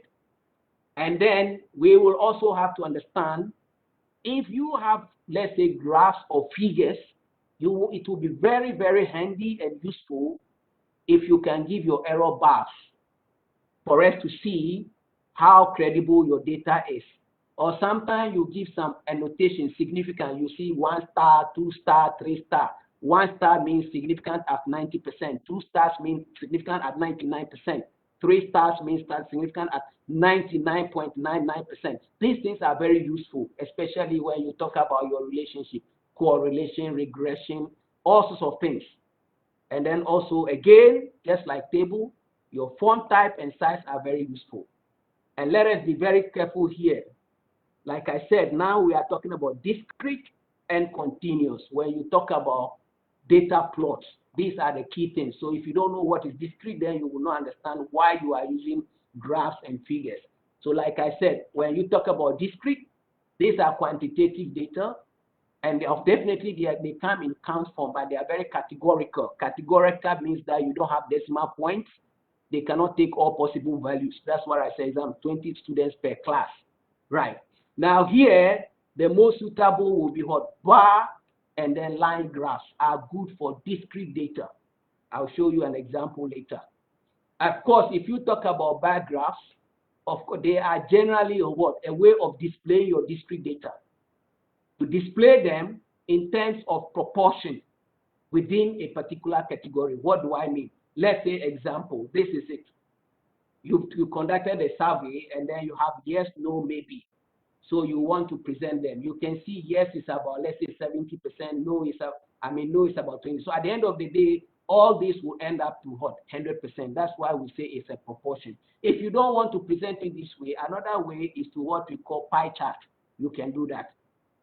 So now line graphs are useful When you talk about line graphs, they are a useful way to graph what changes in discrete variable, usually over time. You see here, when you look at this, you can see clearly what I'm trying to impress upon you here is, you see, you are talking about day after treatment onset. So here we are talking about days. So you have 1, 2, 3. These are discrete because look at the points. You don't have something like 1.5 days. It's either 1 day or 2 days, 3 days. So here, this is why we call them discrete. There is always a gap that you cannot measure. So when you want to present something like this, then you can use this kind of graphing. Now, when you talk about continuous data, that is what we call quantitative, where you are having all numeric values. Any possible numbers will be falling into this. In that case, you are talking about incremental values. Now, it could be in terms of fractions, or it could be in terms of decimals. So temperature, height, human weight, and whatever. So these kind of things, you will use what we call, continuous kind of data in presentation. So you are talking about histograms, data plots, box plots, scatter plots. So these are the ones that you need to use. You see, the more you show your examiners that you know exactly what you are doing, for you to fail will be very difficult. You are going to gain a lot of respect, and you are going to impress upon a lot of information. So here, what you talk about is histogram. When you talk about histogram, it is used just to demonstrate the distribution of what? Your continuous variable. Here, example, whether your data is normal, is skewed, or it is quartic, or something like that. So when you are talking about that, this is an example. So here, example, you can see this is a normally distributed data. So here, you can use histogram, and you can see the gaps. And you can see definitely that this is skewed. It's a skewed kind of data. So you can clearly see what is going on. So when you present your data this way, it makes it easier and beautiful. Now, what about data plots? When we talk about data plot, they are used to demonstrate, distribution in terms of what? You are highlighting clusters and outliers, because sometimes you are talking about cluster, you see COVID-19, now we say this cluster, that. If you are interested in this, and you want to also see how credible your data is, and then you filter out your what you call outliers, then this is how it looks like. So you can see here, group A, you can see this is a cluster, this is a cluster. But when you come here, it can also be, let's say, like this is your group, and this is an outlier. So this is how you present your work. If that is your interest, this is the way you display the work. Now, the next thing will be when you talk about box plot. Box plot is also very important, especially when you are talking about, if you are talking about, example, dispersion. You are talking about median, you are talking about upper quartile, lower quartile, maximum, and whatever. So this is where you have to use what we call box plot. So here you are looking for central tendency, like I said, spread, outliers, and whatever. This is it. So you see here, let's say you have this information, and if we take this part, you see, like I told you, the central tendency will be here. You are talking about your median, and then you are talking about minimum, maximum, or quarter 1, quarter 2, quarter 3, quarter 4. And then you are interested in outlier. You can see this is your outlier here. And the box plot here, the middle is there. So this is normally distributed. So you can see clearly what you want to convey. Now, what about scatter plots? When you talk about scatter plots, generally they are used for relationships. So you are talking about continuous variables. So this is where you are talking about correlation, regression, and you want to look at relationship and their strengths and weaknesses, then you can use this. So this is an example of what happened. So this is an example. I'm sorry, somehow it went off. So this is an example. If you are looking at relationship, you can see your Pearson relationship and whatever. So this is the beauty of it. And these are some of the things. Now, what are the important things that we need to summarize here? We need to understand that when you display continuous data, you have to be very sure how you use your graphs and how you indicate the distribution so that they will help you to interpret your data. Right. Now, look at this. If not, you will present your data in a way that is very useless, or you complicate every information, but actually a simple way of presenting it could have been better. Look at this. The same data could be presented this way. You see, this data, if you look at here, sorry, if we look at this data, they are just comparing two things, the same thing, the same thing. So why do you want to give all these complications? This can be summarized to mean this. So if this is what you mean, why all these complications? Whom are you trying to impress? This is how students find themselves. So you go for Viva, they ask you, why are you doing this? And now you have been told you could have done this. You already got major revisions, and you are going to spend extra 6 months to do the work. So these simple things could have been avoided. And when we talk about figures, remember visual presentation, you are illustrating concepts or methods, something like this. So if you are talking about concepts or designs and whatever, this thing will be very straightforward. So you have labeled them nicely so we can understand what you are trying to say, straightforward. Now, figures, like I said, can also be used to show relationship in terms of trends. All right? So if that is what you want, then we can talk about them. So under figures, we can say maps, you can say graphs, images, drawings, and whatever. But technically, we call them figures. So when you stop at figures, we know exactly what you are trying to say. So why are we interested in them apart from trend and whatever? Sometimes they can give you specific results in a very simple way. And also, you can provide multiple information, not much like in tables, at the same time so that we can see. You see here, we can see each line represents certain kind of phenomena, and then you can see the consistency or where they differ. If you want to present this in a table form, it will be very difficult. So this can be very straightforward. Can you imagine if you present it this way? This will be more meaningful, compared with that. So that is how it works out. And remember, each figure must also number your figures. Number, depending on the format. If you are numbering based on chapters or running through kind of numbering, is very, very important. And then remember also to have a title. It's very, very important that you do that. Now, one thing that means students is when you have independent and dependent variables and they are what? Numerical. You don't have a choice. So long as you are looking into trends and whatever, you will have to use a figure. What do we mean by independent and dependent numerical? You see here, when you look at here, the x-axis is numerical. You have 2007 and 2015. This is numerical. And then you are also talking about the y-axis is also numerical. So it is important that you will use what we call figures. But what if one is, if they say the dependent variable is numerical and independent variable is not numerical? So this is what I mean. You see here, the dependent here is your y is numerical, but the independent is not numerical. This is where you will use your bar graph. Right. So these are some of the examples. Now, if you are talking about bar graphs or pie charts, they are always good for what we call proportions. So here, if you are interested in proportions, you want to display them nicely, this is what you can do. Now, remember to provide the units and everything. Now, it's also recommended that when you provide your bar graphs or your line graphs or whatever, it's important that you give your what? Your error bars. So when we talk about error bars, this is it. The moment we see this, oh, this data is very credible because the gap is very short, very small. So if you are not cheating or you are not deceiving, and remember, we even know how to calculate these things, then definitely your work is credible. But what if we see this? The moment you see this data can never be accepted in any whatever.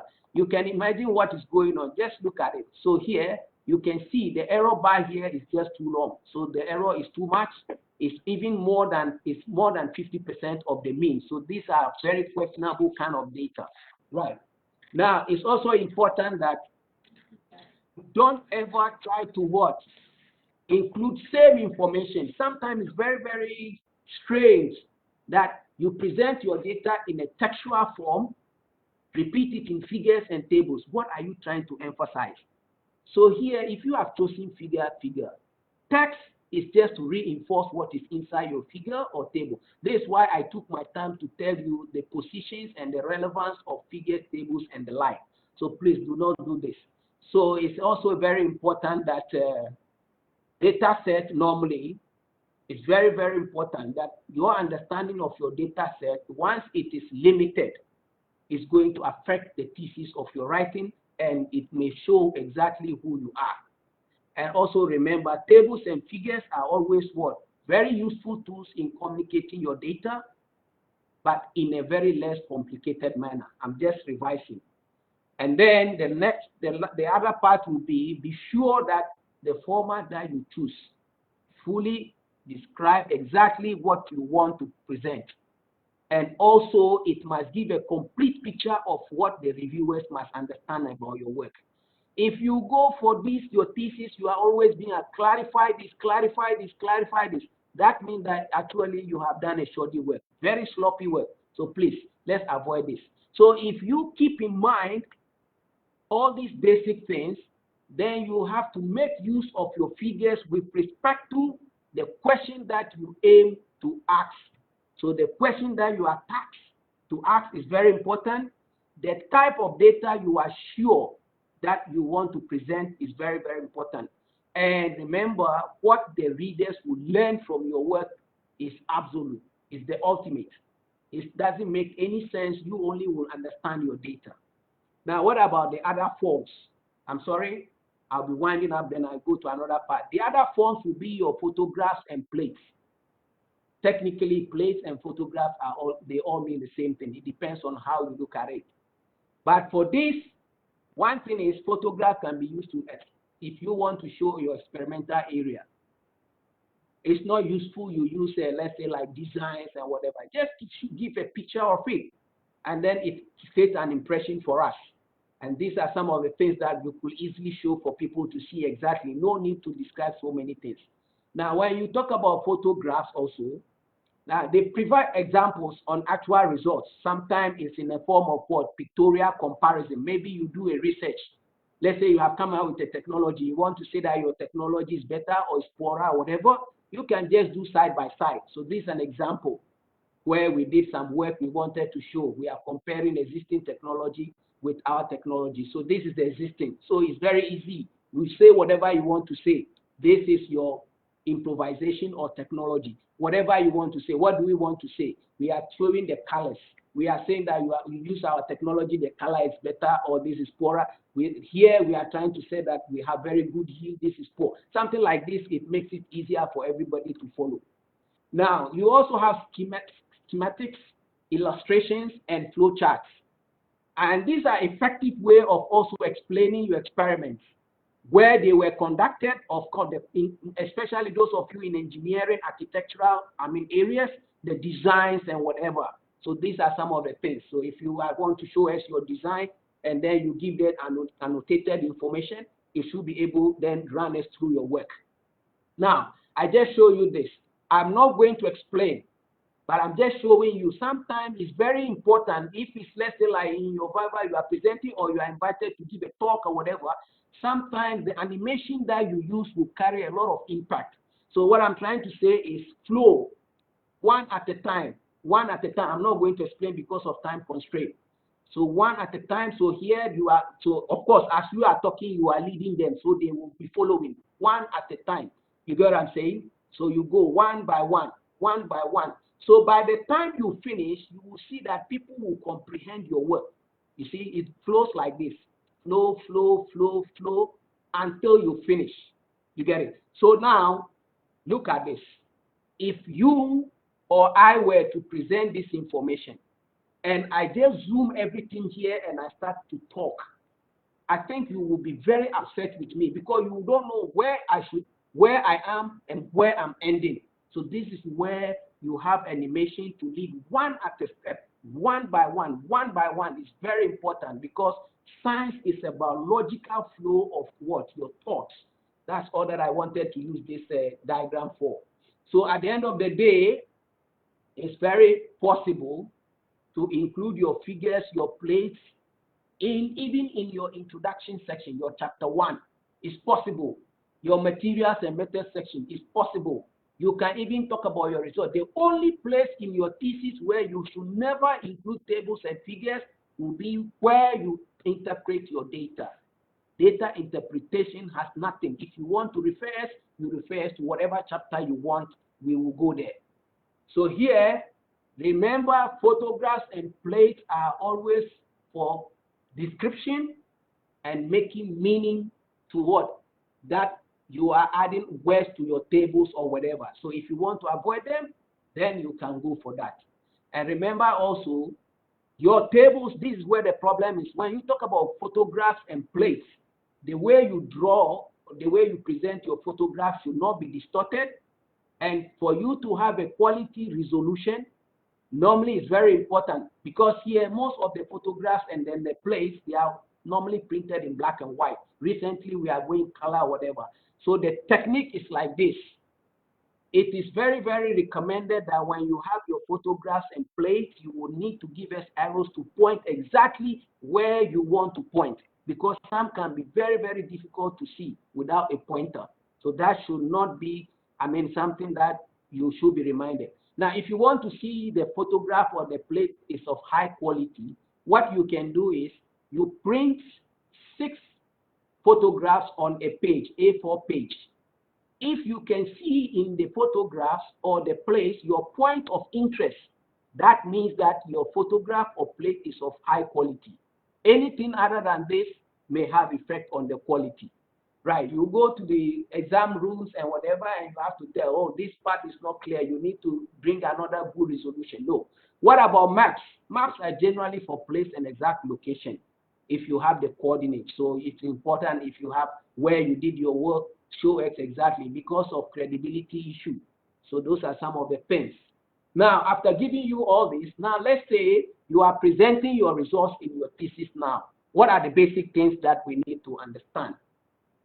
Now, present only important information without interpreting or explaining your work.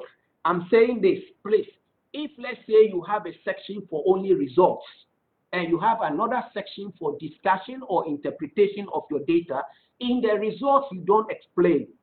You can describe and present your data. If you really want to explain why this happening, why this is better, or this didn't go this way, you go for the interpretation of your data. This is why you extract and describe important trends.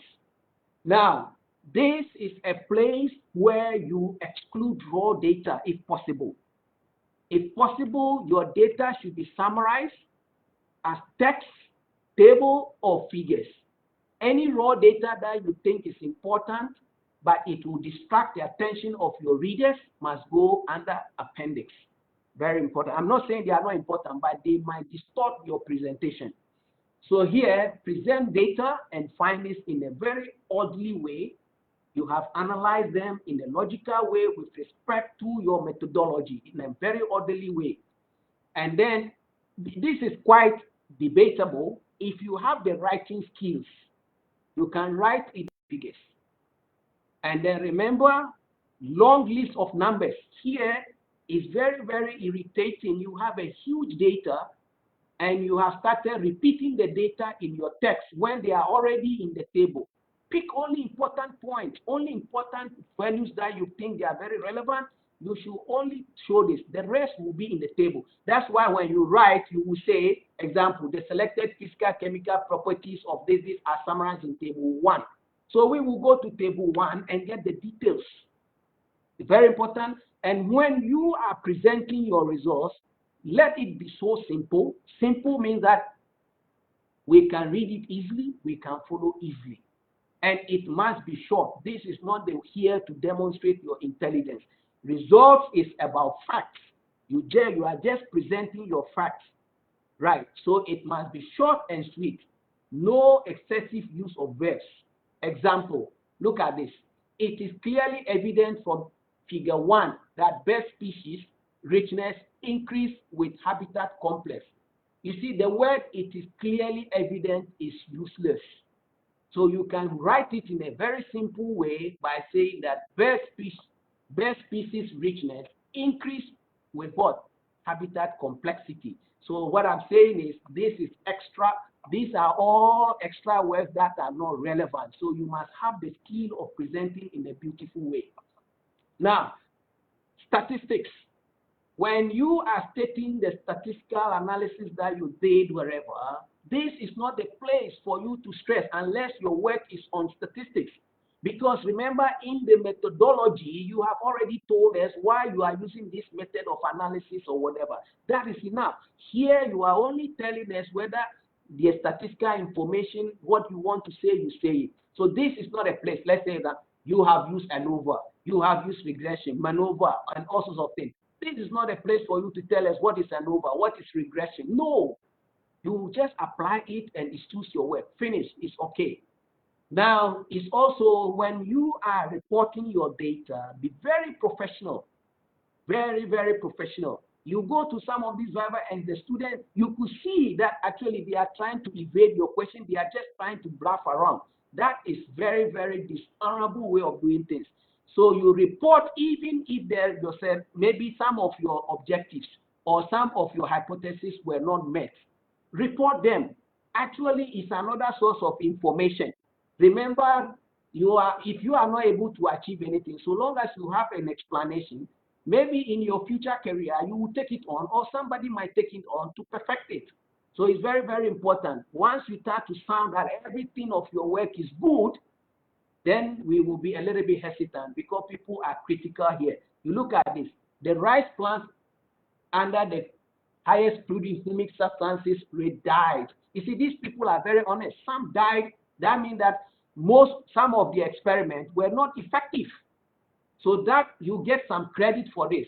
But if you are presenting the result, because the plants are sensitive to pH above 6.5, this is interpretation.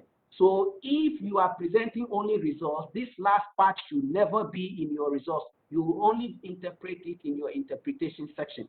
However, if you are allowed to combine results and discussion, then this is good. So that is how you need to understand it. So this is what I'm saying. Let's say you conducted a research. Maybe you are talking about, maybe this is the conventional method. You are coming out with a technology and you found out that one of your inventions actually was not good. It's important that you report it because it might help others to understand that, oh, I don't have to go beyond certain level, or maybe this will be the consequences. This is a professional way. So not everything is good for your work. It's very important. Now, symbols, you are permitted to use symbols, but not excessively. Example, the symbol approximately or equal to, something like that. It's a conventional thing that you can use, you may go ahead. But it's very essential that when you are writing in your resource section, if possible, avoid spelling out numbers. Let's say if you don't mind, 1,297, you are going to write it. You will have a skill of writing it in a way that the value is sandwiched between your sentence, within your sentence.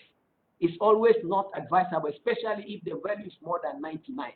Example, you see, this simple word has saved you a lot. If you don't use this you are going to say 500 grams.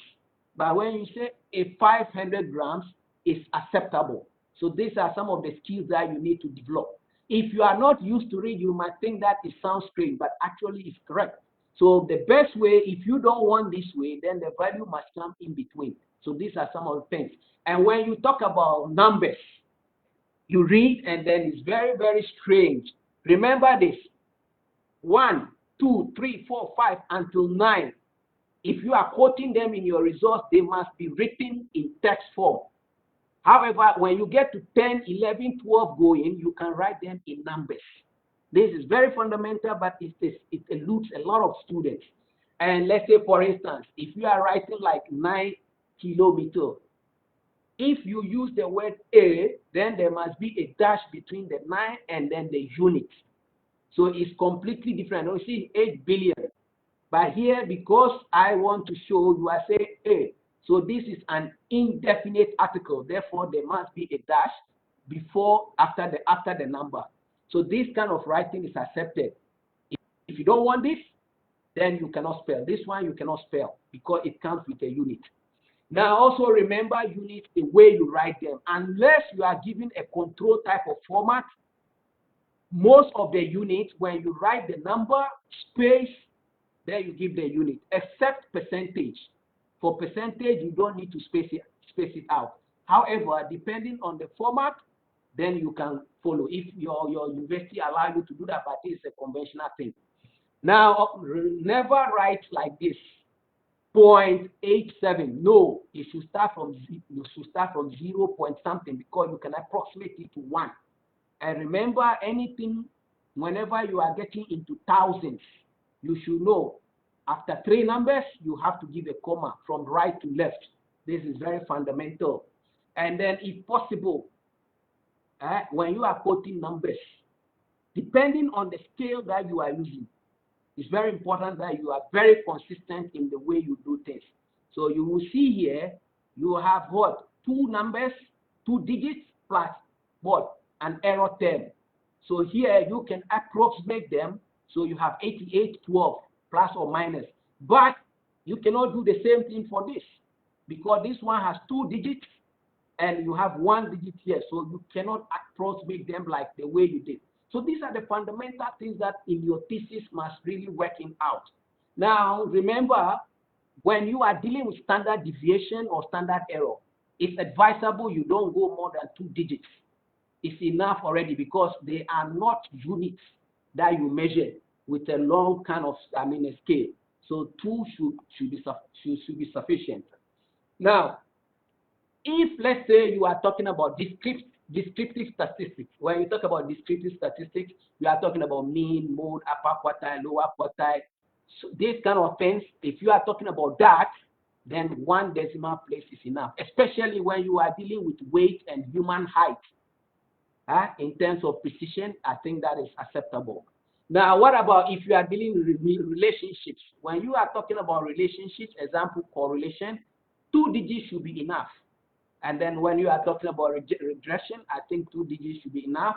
And also, if it's in terms of percentages, if you are talking about percentages, these are the digits that you will have to go. And if you are talking about your probability level, when you are talking about probability level, it is preferred to use P is equal to 0 point something is equal to. But if we want the confidence interval of your work, this is where you can use less than or greater than. So it's important that you know how to use this. But when you have a table or you have a figure where some of your comparisons, some are significant, some are not significant, then it's a must you use this symbol, less than or equal to. You can use that symbol.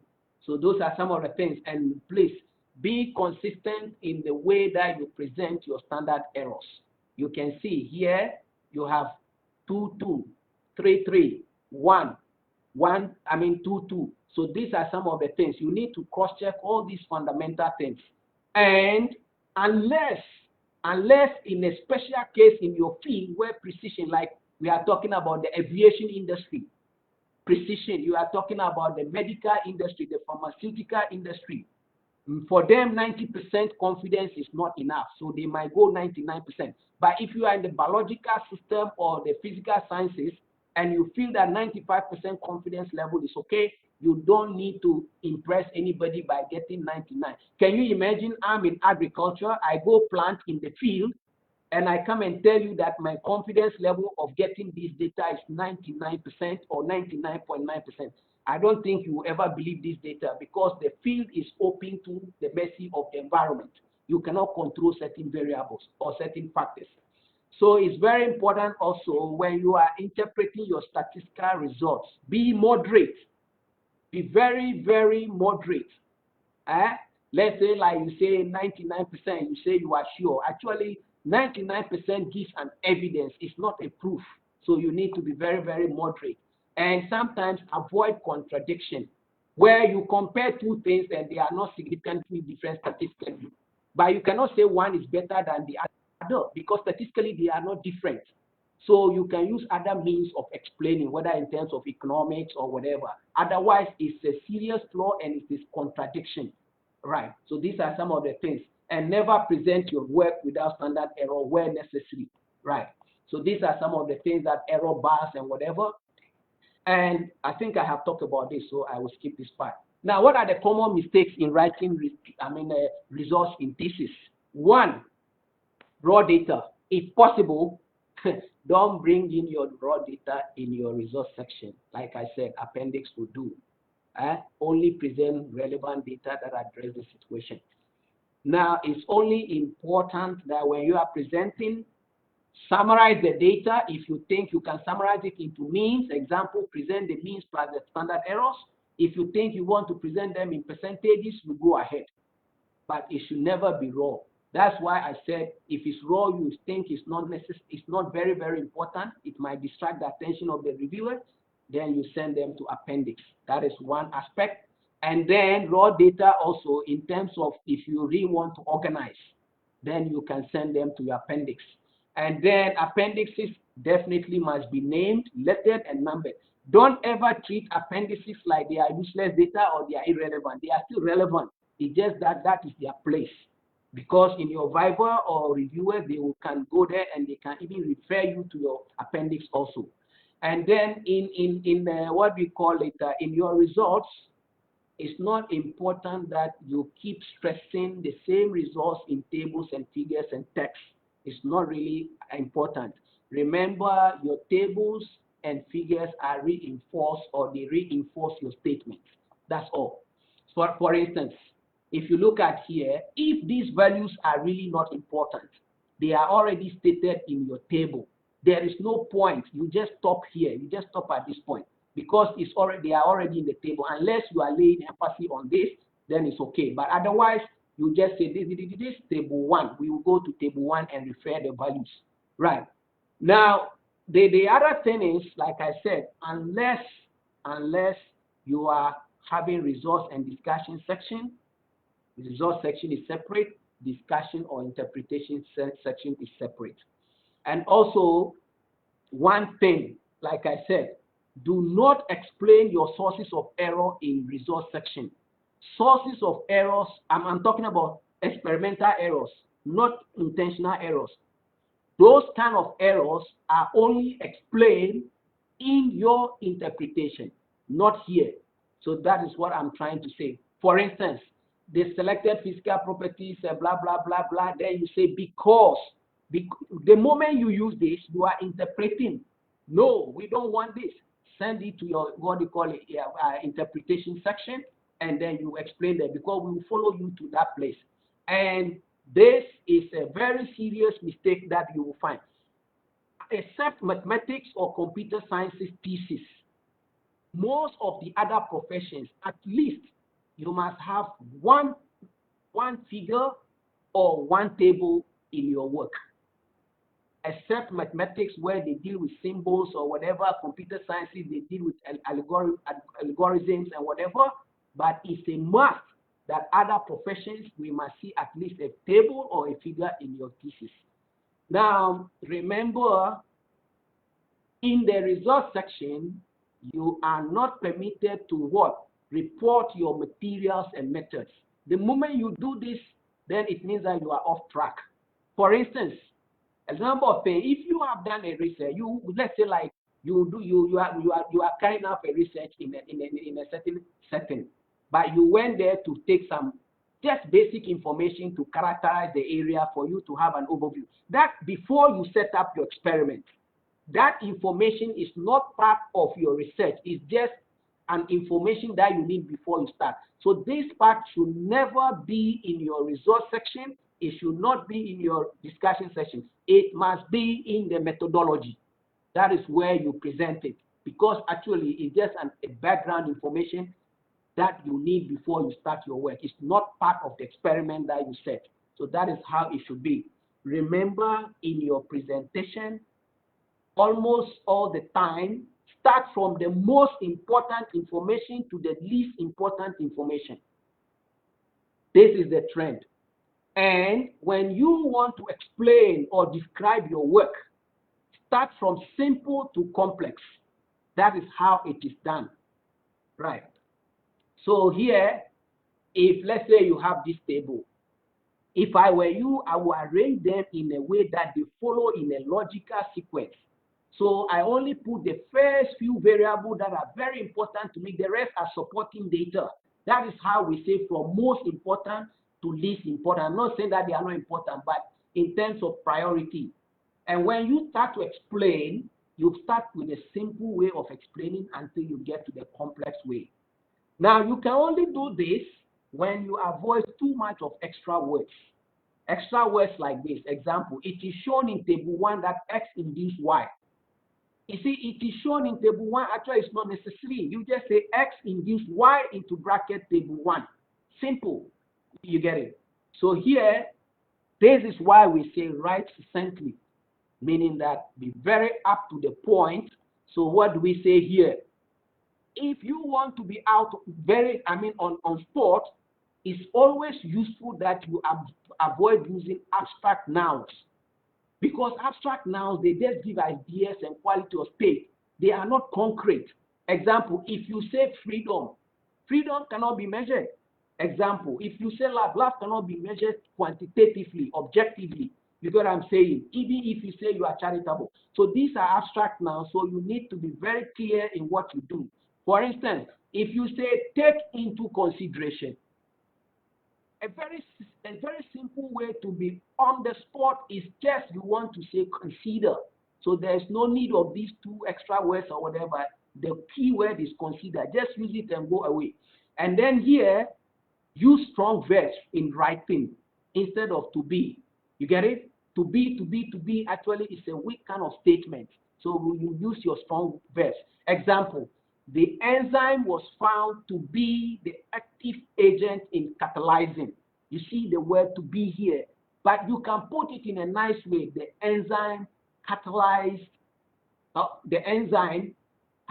then you go on. So here you see the strong verb is catalyzed. All right.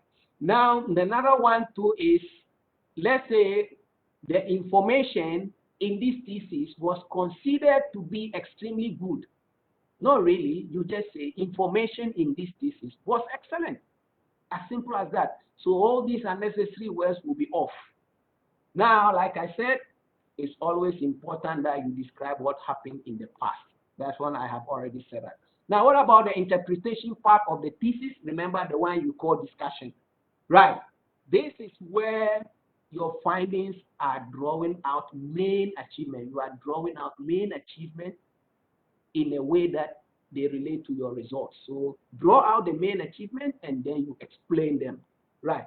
So here it's not also important that you have to recapitulate. You can just summarize it in 1 or 2 sentences, then you can move on. Or if you have a style of going direct, you go ahead. But the main aim here is you are making links between your aims and your findings, and sometimes with the back of the literature. That is the major issue, right? And again, you are talking about the purpose of your work. So here, interpret your results in relation to the set goals or the objectives. Now, of course, as you interpret your data, this is where you use because. You are making deductive reasoning or inductive reasoning. You are being what you call a scholarly or whatever. This is another area of the thesis that you find students wanting, because the ability to explain things becomes a little bit deficient. So it's very important. It's not about you only, but you have to relate your work to others. We are talking about the key players that are relevant to your work. Now, interpreting the results, you should keep these questions in your mind.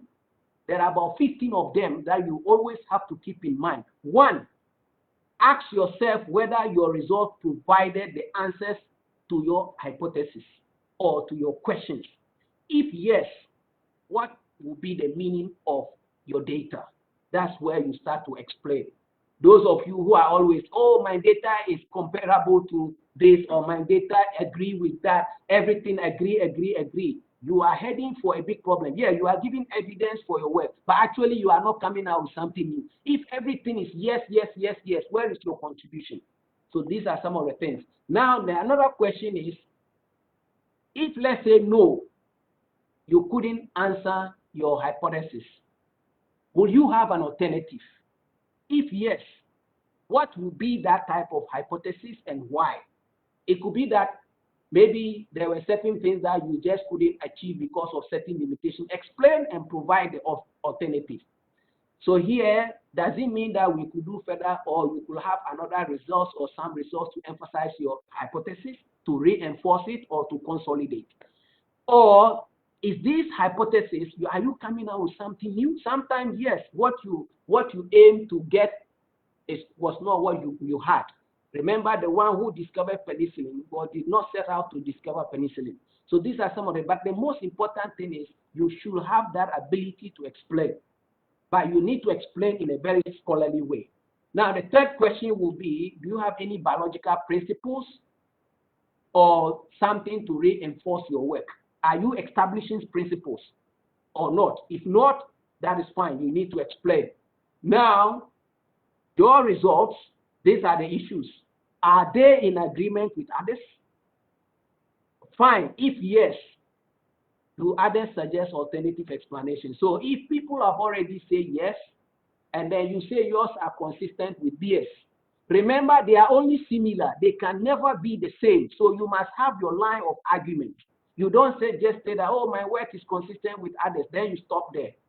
Look for the uniqueness of your work in the context of the discussion. This is where I just explained that you can draw on your literature review. This is where the strong and very relevant literature review will save you. Now, if no, how different is this study from others? Maybe you are coming out with a good contribution. Then you need to be very, very direct and then hammer and then convince. Sometimes it might be no because there is a design flaw. If there is a design flaw which is mechanical, then you are in trouble. You need to repeat everything or you don't get your degree. So these are the realities.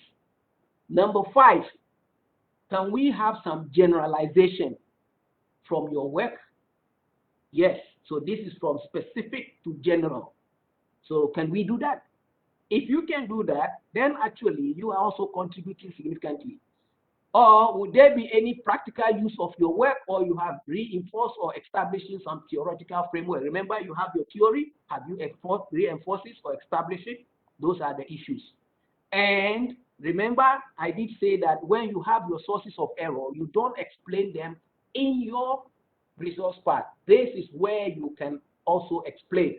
Sometimes your hypotheses or questions were not totally answered, maybe because of certain limitations. It can be due to your instrument, it can be due to the environment, it can be due to so many things. So those are some of the things that you can plug in, but they must be sensible, they must be convincing, right? Now, number 8 will be anomalous data, strange data. When you are having outliers, were they by chance or not? Can it be explained? If it cannot be explained, you yourself, do you have theories to back your explanation, or they are just mechanical error? If they are mechanical error due to maybe you are supposed to make chemical A and B, and you mix chemical B and C to represent A, that is a mechanical error. You have no choice. You have to do the right thing. Now, you also have to remember this, that was your study effective way to test? Maybe, like I said, remember, literature, you couldn't review the literature very well, so you couldn't use the right methodology. You couldn't use the right instrument. So this is where you will be exposed, and you pay the price for not having that kind of intellectual patience to do a very good review. Now, if no, how could it be improved to further gain insight? Again, if you have done a good job, your literature should help you. Now, your results, if you are concluding, and they influence your knowledge and understanding. You see, that is the key. Sometimes you get to the Bible. I like to ask this question personally. Do you really believe in your findings? If it has become just academic exercise, you don't believe in it, then why do you deserve to get your PhD? So you must believe. If you have not learned anything and you have not you have not understood anything about the own problem, the gap that you found, then you don't deserve your degree. You get what I'm saying? Because you are contributing nothing just for fun or just for getting the degree to feel important. No. So, but if you really think that you have understood certain things are not clear, that could be part of your future path, your career that you can chart on. So here you can propose the next steps to do that kind of study. I'm sorry, this area will be very deep, but I don't have time to go deeper into these things. I have given this lecture somewhere in a very detailed way. So we will also want to know, do you have any further studies that you could propose to support your hypothesis? Or any further studies that could disprove? You see here, sometimes we feel that, okay, I have got my research, got my results, and then I don't want to say anything negative so that people will negate. No, if you think that there are certain things that can be done to actually improve upon your work, give it. That's where you have recommendation and future directions, because you are stimulating another area for people to dive into. You get what I'm saying? So let it be. Remember, science is about falsification, plausible. If you've done a research where we cannot repeat and disprove you or approve you, then it is not a good research. This is what we call falsification of results. We are not saying falsification in terms of cheating. Falsification in terms of whether when we repeat your research, we could get similar results or we can get something else. That is what it means. Now, it's also important that you outline questions. If they are not answered, you outline them. If they are answered, you must give evidence from your results. And then do not over-conclude, please. Do not over-conclude. You are giving false impressions. Let us be very, very ethical and professional. Don't make your work like it's so important that it can solve the problem of the world. No, it's not done like that. You need to be very specific in your conclusion. And then it's acceptable for you to make some reasonable speculation, probably, perhaps, but it shouldn't be too much. The more you start to speculate too much, the more you are exposing yourself, you are creating an impression that you don't have enough data. So perhaps probability becomes too much. But once in a while, you can make some intellectual deduction or induction. That is fine. Now, remember to end your interpretation with a short summary. There will be a conclusion section, but as you are drawing the curtain, getting to the end of your discussion, have a paragraph at least to give us an overall overview of your work before you go into the details of your concluding section of your chapter on thesis. Now, remember also, anytime you are discussing, let your objectives flow in your mind. So you are hovering around your objectives. That is the way you are explaining your work. And then also, actually, you will generate some data, and number of them in the results. Some could not be significant. Some could not be very, very striking. You can say them in a passing comment and explain, but Haman, you need to be focused on the important findings, because those are the ones that are going to carry the impact. They are the ones that are going to impact society. So what are the common mistakes in interpreting results? One, if you are told to separate results and discussion, don't combine them unless you are told to do so. If you are told to do so, then you combine. So clearly, if you read this kind of readings, if let's say this person is supposed to only report results, so the results are all up to this, those in black fonts, those are the results. The difference can be explained based on this will be discussion you are explaining. So that should go to your discussion section, unless otherwise. So always remember this. Let us remember this. Result section is for fact presentation. Discussion section is for you to interpret your data. The rule is simple as that. Now, I think last month or whatever, I was reading one thesis and you could see clearly that certain results that were never presented in the result section, all of a sudden they appear in the interpretation section and explaining. So that is not acceptable. Everything about the result that are relevant must be under the result section. If you are interpreting, then it's another issue. So don't mix them up. Now, broad statements are not allowed. Again, it shows lack of professionalism. If you talk about broad statements, that's the example. You did a small research and all of a sudden you are trying to tell us COVID-19, this your work can solve the problem of COVID-19 in the world. Of course, this is a broad statement, but actually you are talking about just a microscopic findings of your work.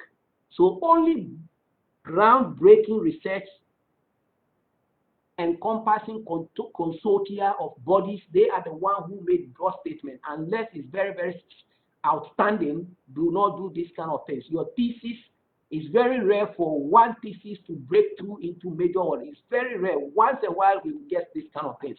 So let us be very clear about this. And then always remember that your study is just a tiny part of the bigger picture. And so avoid making sweeping statements. You are only giving clues. I'm not saying your work is not important. It's very important, but don't overdo it or don't magnify it beyond the limit. Now, remember, in any kind of your discussion or whatever, when you are getting to the end, your work must be conclusive. It must never be hanging. Even if you are not able to achieve your objective 100%, you need to conclude and give suggestions and future directions. If you think your hypothesis must be modified in future, you have to say it. But we must know what you have achieved and what you couldn't achieve and what is the direction. This is where you should not leave us in ambiguity. You need to be very clear in your writings for us to follow exactly what you want to say. So these are some of the things. Sometimes it's very important in the interpretation side, you remind your reviewers about your hypothesis and your motivation. Motivation here is your objective or part of your questions.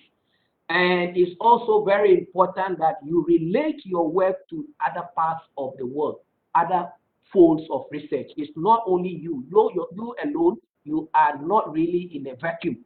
And the last part will be if there are sources of errors. I'm talking about experimental errors. I'm not talking about mechanical errors. You have to let us know so that we don't fall into your pits, so that we can also do without your errors to perfect your findings. So those are the things that I can share with you. Now, when you come down to the concluding part of your thesis, remember this is where you are drawing your arguments and findings together, and then you are bringing out your take-home message. So when you are concluding, the key thing is your conclusions must be consistent with your objectives. That means that they must be in alignment. Otherwise, you have said nothing. Now, it also leaves some strong sense of information to the reviewers or to the readers. That your work set out, you have accomplished your task, and your work is what? Worthwhile. It has some value that people should care for. Right. Now, you must summarize the major findings. The major findings must be summarized in the conclusion part. And if you had limitations, put the limitations so that you protect yourself from unnecessary, what we call it, subjugation. And then present implications of your work. You have to present implications of your work and, if possible, suggest future directions. I think these are very important things. It's not theory, it's a real note. And then ends on a strong note means that you must create the latitude that whatever you have set out, you have achieved this much and you couldn't achieve this much, or you have achieved it and it works. As simple as that. Now, the last part is we will not remember anything about your thesis if you don't have a strong take-home message. The take-home message for this presentation that I'm giving could be whether it is good or bad. That is the presentation, the take-home message. So the only way you can do this is to remember your objectives and your conclusions. Now, the future directions are optional, but it's very important. If you do that, it puts you in a very professional context of the debate. So you must provide a focus for future activities, and it also ensures continuity. Somebody may take it from there. Maybe you might never want to research into that, and others you have created or paved the way for others to use. And then be very positive where you are supposed to be positive. When there are negative suggestions, you will have to say them. This gives credit to you. So it's not like you are hiding your weaknesses and you are showing only your positiveness. It's not really a scientific way of doing things. This is why when you are doing your literature review, you must weigh the negatives and positives, and then you move it to the next plane. So these are the things that I will have to share. I think for the appendices, I will skip because I've already told you this. So now let me summarize everything in terms of thesis writing. So here, remember, I need just five minutes to finish. Remember, when you are writing a thesis, it's a technical document. Therefore, it follows a logical structure because the research methodology is there. And this should enable your readers to follow exactly what you are saying, and they can understand in a way that renders it to be scholarly. So if not, it is not a scholarly document. It's just an ordinary writing. Now, you need to write in this way because you will have to provide information that is credible for your specialists. Who are your specialists? Your examiners. For them to read and recognize your work as a scholarly document, and it has some scientific merit. Otherwise, you will not get your degree. Now, this is why for you to do this, you must develop the skill of writing to have a clear expression of exactly what you want to say. But it must be simple, yet formal. So we are talking about formal language kind of expression, so that your concepts, your principles are well articulated and presented, and they were well understood. Remember, some of your theses may be read by non-native speakers. So those who don't have the flair of the language, you might end up confusing them, and the outcome may be very unpleasant based on their judgment. This is why it's very important that you spend some time and know certain words that are formal and those that are informal. I just ran you through some of them, just a selected few. Look at this, lead to. It's very, very common. You hear, okay, because of this, it led to that. You can just use course. If you talk about in terms of in charge of, use the word. The formal word is language is what? Responsible for, try out, test, job, occupation, again and again, repeatedly. So these are the words. Really big, you are talking about considerable, next, subsequently, close, garment, better, improve, let, permit. So these are some of the things that you have to go ahead. You don't write formal thesis using go ahead. You say proceed, go after, pursuit, explain, elucidate, in the end, finally. That is informal. However, so when you talk about wrong, we say incorrect, go up, increase, at first, initially, right, correct, a bit, a little. So these are the words. Beat up, assault, let, allow, big or large, enormous, help, add or assist. Okay, no, this is never done. You say acceptable. What if you talk about think of, conceive? You see, where do you use conceive? Conceive is when you are trying to come out with your research gap. You will conceive some ideas and go down. No, decrease, go through. You examine, test, experiment. Enough, sufficient. Remember, enough can be very, very rude. You get what I'm saying? So the formal language is sufficient. Now, when you say end is terminate, at once, immediately, look into, investigate, chance, opportunity, see, observe. So these are some of the things. I'm not saying you don't know this, but it's very important that they are very, very familiar and very common at any point in time. Maybe, perhaps, this is why when you hear scholars, they don't use maybe in a formal setting. They say perhaps, give, provide, main, principally. So therefore, find out, discover. And then seem, appear, friendly, amicable, goal, you are talking about entire, and then deal, you are talking about manage. Now, about, very common in writing, but actually the right word would be, the correct word is what? Approximately, around. If I were to go into this, it would be too much for us. So approximately, as well.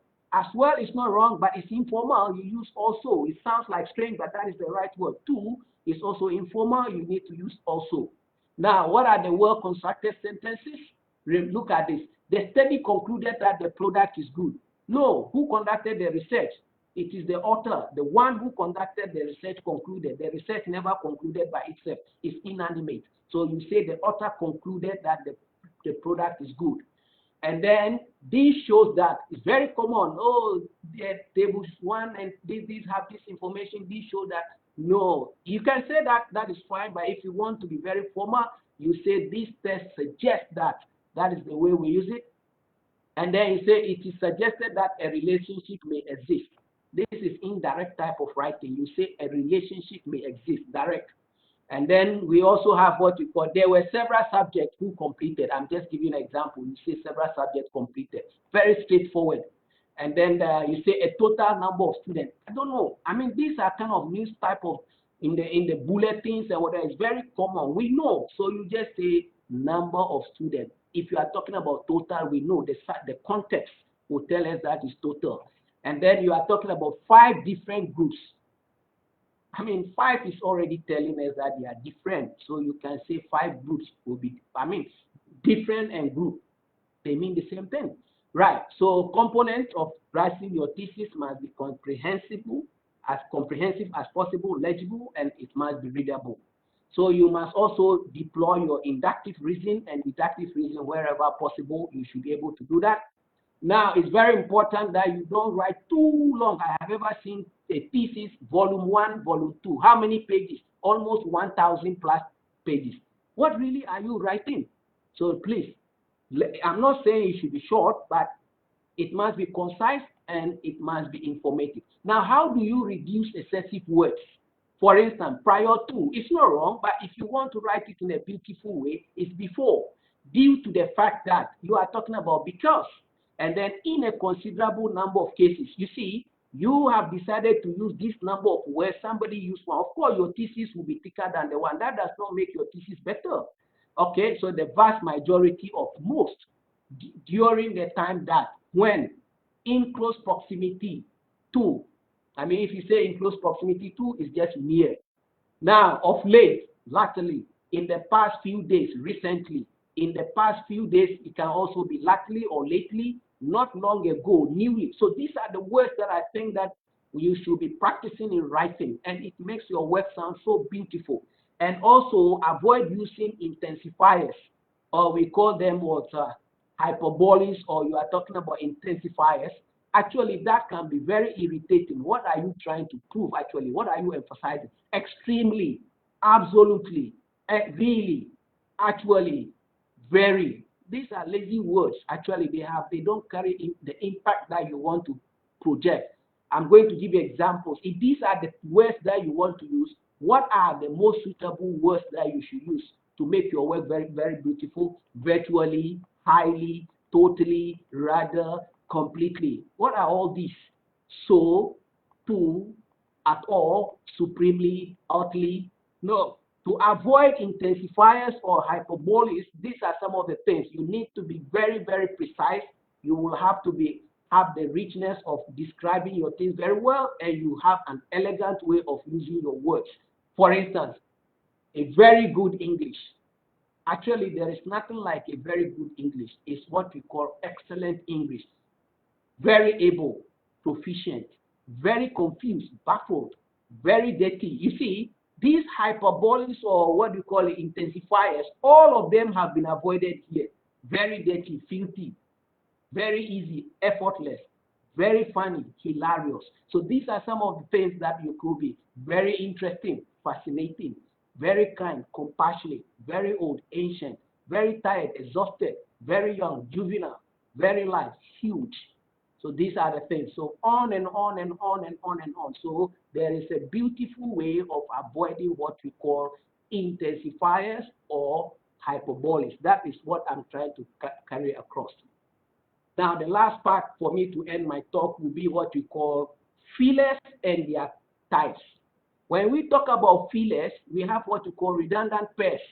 Redundant pairs mean first and foremost. You hear in many speeches and whatever, go for Viva. Don't waste our time. First and foremost, they mean the same thing. So basic and fundamental. These are all redundant. These are what we call tautology. So, can be able.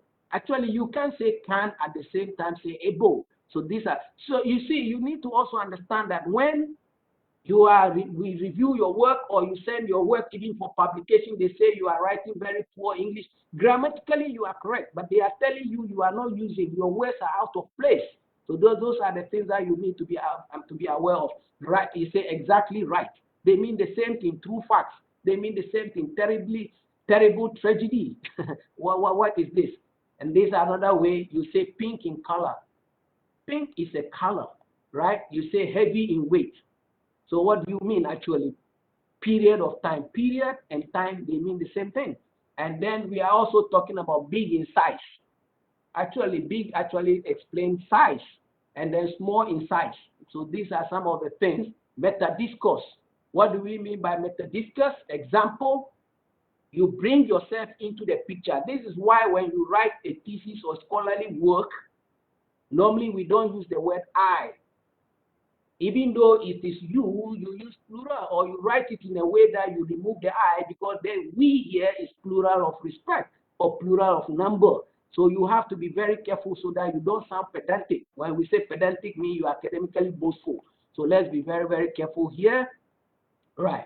So now other fillers, all these things, please avoid them if you don't mind, as much as you can. There are so many ways to go about them. So it's also important that don't use these kind of words like it is obvious from figure 4. Actually, this is an insult. You are sounding very rude because you are telling the reader that they are not intelligent to see what you want what you want to say. So you need to be very careful in the way you present your work. And then the last one is verbosity. We need to lower our verbosity. It's very, very important. That is why it's the first person, whatever. If you can avoid first person way of reporting, it will be very, very good. So at the end of the day, now I'm wrapping up. What will be we have certain myths of pieces that I just want to highlight. You will hear, a student will ask you how many chapters should I have to qualify as a PhD student or master student. I don't know the number of chapters, but what I do know is it depends on the nature of your research. That is what I can say. I don't want to give you numbers. And it also depends on the level of your program. Of course, you don't say 1 or 2 chapters, you get your master degree or PhD, but it depends on the level. So I don't give numbers here.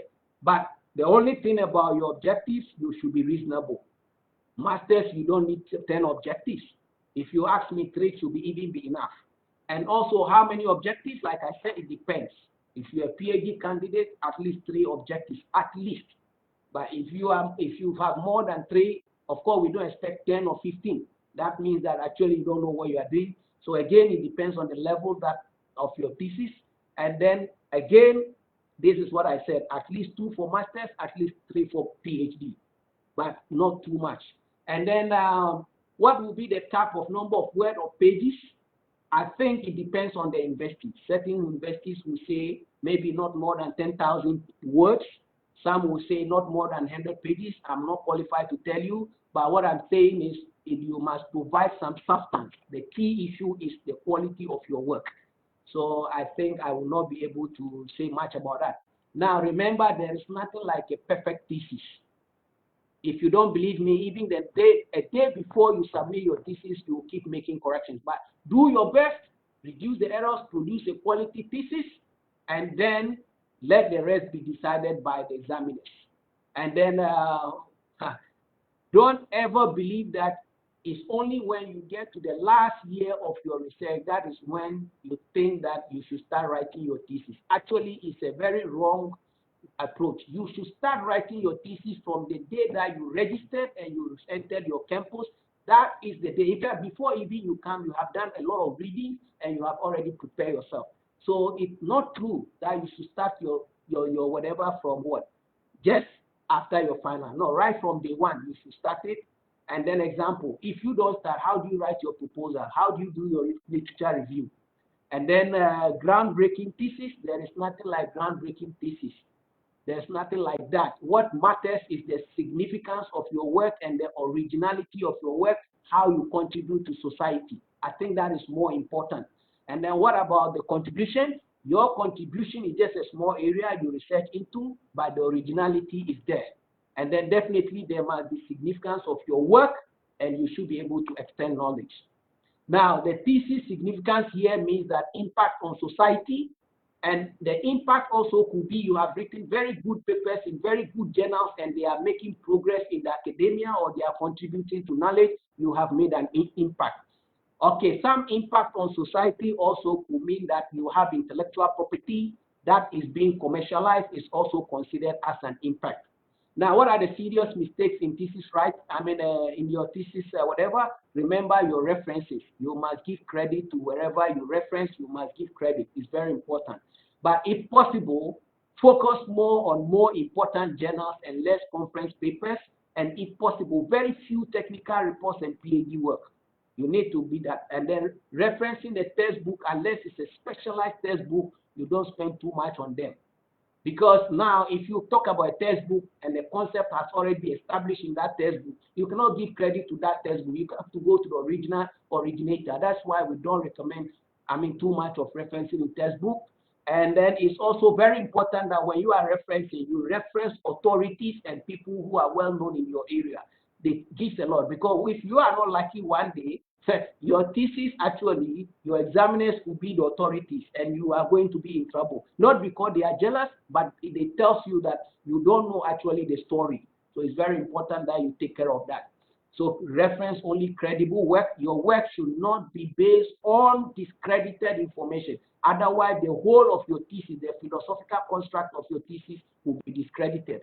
So at the end of the day, when you go for your Viva Jose, remember the main idea about your Viva, I'm not going into details, is to for the examiners to assess your contribution of your work vis-a-vis scholarship and society. And it is meant also to award you your degree based on your knowledge. That's it. Everything else is academic. Of course, the quality will also be judged, and then also to establish the scope and credibility of your work. Now, the examination thesis committee, when you have your thesis examination committee, they are not your enemies, actually. They are there as human beings to also make sure that things are done.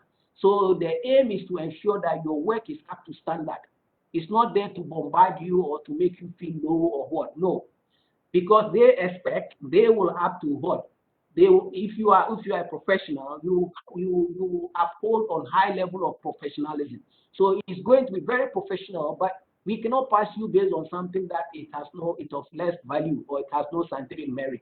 So before the Viva, I think somebody has already taught you this, but what I'm trying to say here, prepare.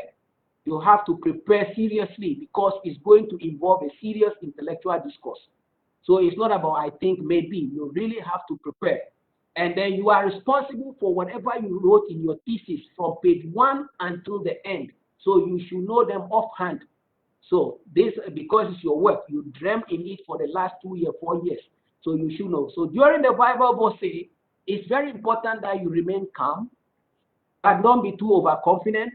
Maintain your composure with open-mindedness, because things can go left and right.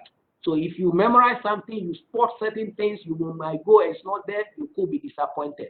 And then be very truthful. Don't be evasive, be attentive, be moderate with your claims. They are very, very important. So getting to the end, be prepared clearly to show the philosophical construct of your work, especially if you are a PhD candidate. Remember, Doctor of Philosophy. So you must show your philosophical construct. Now, your contribution, originality, in terms of impact on novelty, should be there. Now, after the Viva Voce, what do? Now, you revise your work as instructed, and you follow closely the procedures to avoid delay in all sort of the graduation procedures. At the end of the day, after you graduate, you should remember that you have to externalize your knowledge now and skills. Now you have been groomed, you have been incubated, you have been discharged to the real world. This is where you externalize, and then you help the society, and then you build your career. So the point forward, you reap what you sow. Ladies and gentlemen, thank you very much for your kind attention. Thank you very much, Prof, for sharing your knowledge and experiences with us. I believe that this sharing is comprehensive, informative, and it could be helping many students, lecturers, and even researchers in organizing and presenting their research findings. Okay, before we proceed to question and answer session, Prof, all of our participants would like to request for your presentation slides, and maybe we could email it to them later in the day. Okay, all right. Thank you very much. Okay, now we open, welcome, Prof. Now we open for question and answer sessions. So all the participants, you may feel free to ask any question to our speakers. You may unmute if you have any questions.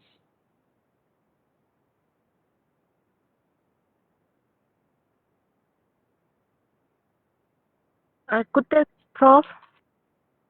Good day, Prof. Good day. Yes, I want to ask about the question. Is the result is unique?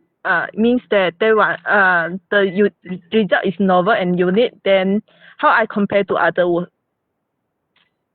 Well, unless you are trying to say that your results has never, what you are trying to say, your results are quite something special. That's what you are trying to say. Yeah, it's special, but this is where you have inductive and deductive reasoning. So you have to relate to what you have read and how special your work is. So as you explain, of course, definitely your work will relate to other works, not directly. It could be indirect. You get what I'm saying? So you can still relate. That does not mean that your work is a standalone kind of work. No. If you understand the literature very well, you should be able to relate your work to others. Unless you say your work is #1 in the world, which I will not believe that. Thank you very much. No, I mean it's like, for example, now I found the genes, right? Then actually this gene, there is no one found it before. Then I try to use the function online. What is restructure the genes and try to see the structure of it. Then there is no people done it before. How I can relate that to others people work? No. In that case, you just have to explain according to your understanding and your experience, and you take the credit. So others will come on board and then perfect it with time. That is your credit. All right. Thank you, Doctor. Yes. So that is a breakthrough. That is your credit. All right. Thank you, Prof. You are welcome. So don't fear. The important thing is explain according to your understanding and whatever, and leave it to the rest. Your contribution is there. It's up to others to scrutinize you and extend the knowledge or discredit you. But as far as you are concerned, you follow everything and everything is all right. It's your credit.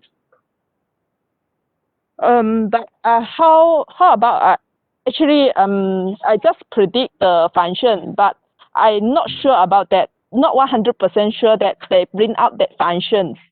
Yes. So I can say assume to or to be using that kind of word. Yeah, once a while it's allowed. Remember, this is your hypothesis. It's underlying issue is your hypothesis is not something that you know for sure. You get it? But so long as you have some evidence to show, evidence not proof, is good enough. You get what I'm saying? With time, we can perfect it. So yes, you can speculate or you can have reasonable explanation is accepted. All right, thank you. Yes, I think this is a very important thing. Unfortunately, we will not be able. There is nothing like a perfect finding because perfection is relative. Yes. Thank you, Prof. Any more questions from the floor? I don't know, somehow I cannot. Please feel free. If you have any question or whatever, you may feel free. There is one question in our chat box. Prof, the result has been significantly affected due to COVID-19. Will it be acceptable if you think COVID-19 as it affecting the sample size? These are the realities. If really your sample size has really been affected in a way that it doesn't really meet the minimum, I don't think you saying COVID-19 affected your research, therefore it will be accepted. I don't think so. Because the flaw is there. You see, it's just like example, you are using a machine in your laboratory and then the machine broke down. You could not analyze, maybe you analyze only half of your samples and then the rest have not been analyzed. And you say because of that you want to graduate. It's not possible. I have one of my students where the machine is down. We were supposed to analyze K. Until now, because of the COVID, we cannot travel anywhere. The engineers cannot come and then repair the machine. So my student will not graduate because the data is not sufficient. So we only have to fix the problem. So unless you are on the borderline and then you can have some sort of support or you can argue your way out, then that is fine. But so long as you cannot do the work and complete it, that is unfortunate. Okay. Hello, Prof. Thank you very much for doing justice to this topic. My question goes like this. In a situation whereby in a Viva, you were asked something regarding your thesis, and then you were unable to give a concrete answer, or you attempted to give an answer, so what will be the result? Okay, that's another good question. You see, when you are in the Viva room, your thesis has already been read, and behind the scene, reports have been sent. Now, you are there for us to assess the control that you have over your thesis. We are never expecting you to answer every question. You get what I'm saying? But we are looking at how scholarly you are. But fundamental questions that are related to your work, that should never beat you, should not beat you. But if it's just like it's open for interpretation and you gave your view, and your view is satisfactory, it will be accepted because you are still a student. It took them many years to get to that level. So here we look at the way you argue your way, the way you present your facts, and the way that maybe you are not even to explain 100%, but you make sense. You get what I'm saying? So that is enough. It will be very cruel for us to say that you must know everything 100%. The examiners also don't know everything 100%. Yeah, sorry, Prof. In addition to that, I am looking at maybe general questions that are being asked, something that are maybe out of your work, but maybe the same area. So, what do you think about that, Prof? Yes, Sorry. it always happens, and you will never run away from this. It depends on the setting. Sometimes they will go from general to specific. So general is to cool you down slowly, or from specific to general. So the general one is just to test your mind to see whether you are in tune with your area, whether you have read broadly, you are opened, and you are aware of situations, even though you don't have 100% information. Example, we were in a Viva room, and this student worked on biochar. If you don't mind, biochar, if you are in this area, you will know that biochar is something that originated from Brazil, Amazon. And this is where you use it for agriculture and whatever. So these students work on biochar. So the general question was that, what do you think about the Amazon, or where do you think that biochar originated from? You get what I'm saying? So this is very general and fundamental. So the reason why this question is being asked is to see whether the student is broad-minded and has read widely. You get it? So these things, if you don't know that it's from the Amazon, it will never fail you. But it tells us that you have not been able to read widely. You get it? Yeah. So those kind of information will be there, but you will not have 100% answer. It's okay, but you must show that at least you have some information. Thank you very much for this give you wonderful. In a Viva, there was this question that I'm sorry to say I asked a student. I mean, they are talking about you went to a place and then you took a sample. So I asked the student, how did you take the samples? You know the answer? You must understand that I took the samples long time ago, so I cannot recall. So when you answer like this, you are in trouble. Yeah, really. These kind of answers, we will not forgive you because it's not scholarly. Because you can never forget where you took your samples, and I don't believe that you will ever forget. That means that either you didn't do the work. Yeah. You see, so these are some of the things that you will not be pardoned, actually. But other things, we are all human. Yeah. Thank you very much, Prof. Hello, Professor. Yes, please. Well done, and let me start by commending your presentation. Was a wonderful one, very informative and precise. Sorry, Professor, for instance, you go for Viva, and you have a lot of results summarized in a summarized context, and you are unable to present the result within the 30 minutes given to you. So what is the implications on you as a student? Okay. So that's all I want to know. Thank you, Prof. Okay, you are most welcome. It does happen a lot.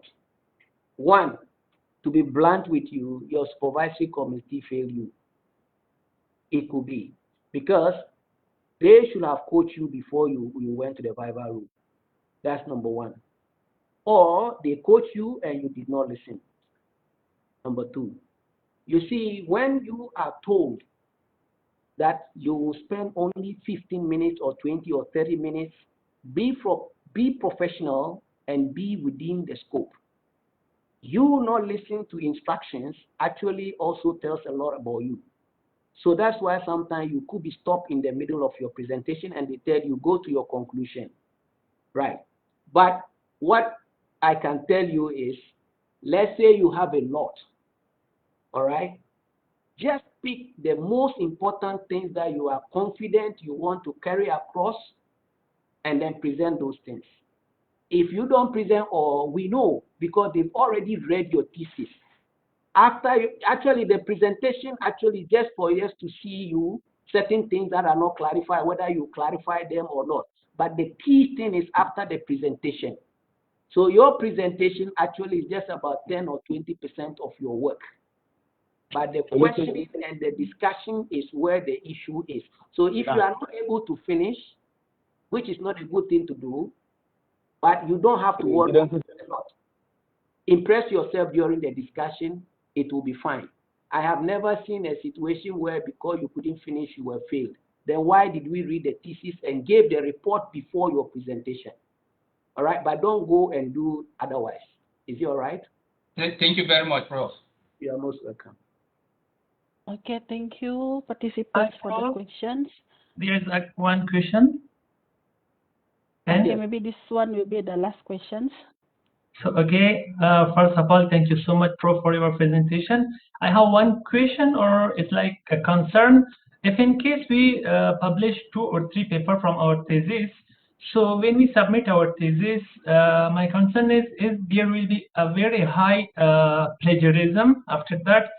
So, I mean, is there any other way except of like very things you paraphrasing? Yes, this also does happen or whatever.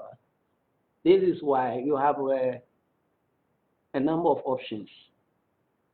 The most practical way is, remember the way you wrote your papers, the structure is a little bit different from thesis writing.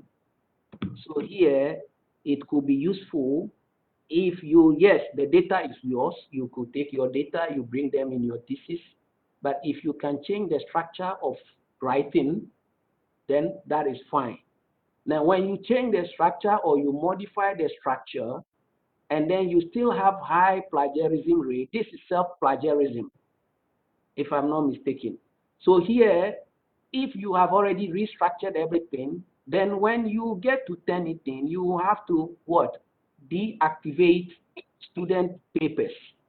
So when you deactivate the student papers, your plagiarism will be reduced because now it has taken effect from your work. So it can exclude those kind of phrases. That's one. But some universities, what they will do for you is you will have to write your chapter 1, chapter 2, and then you slot in your objectives, your papers, one by one by one by one, and then you give the abstract, conclusion, and extension.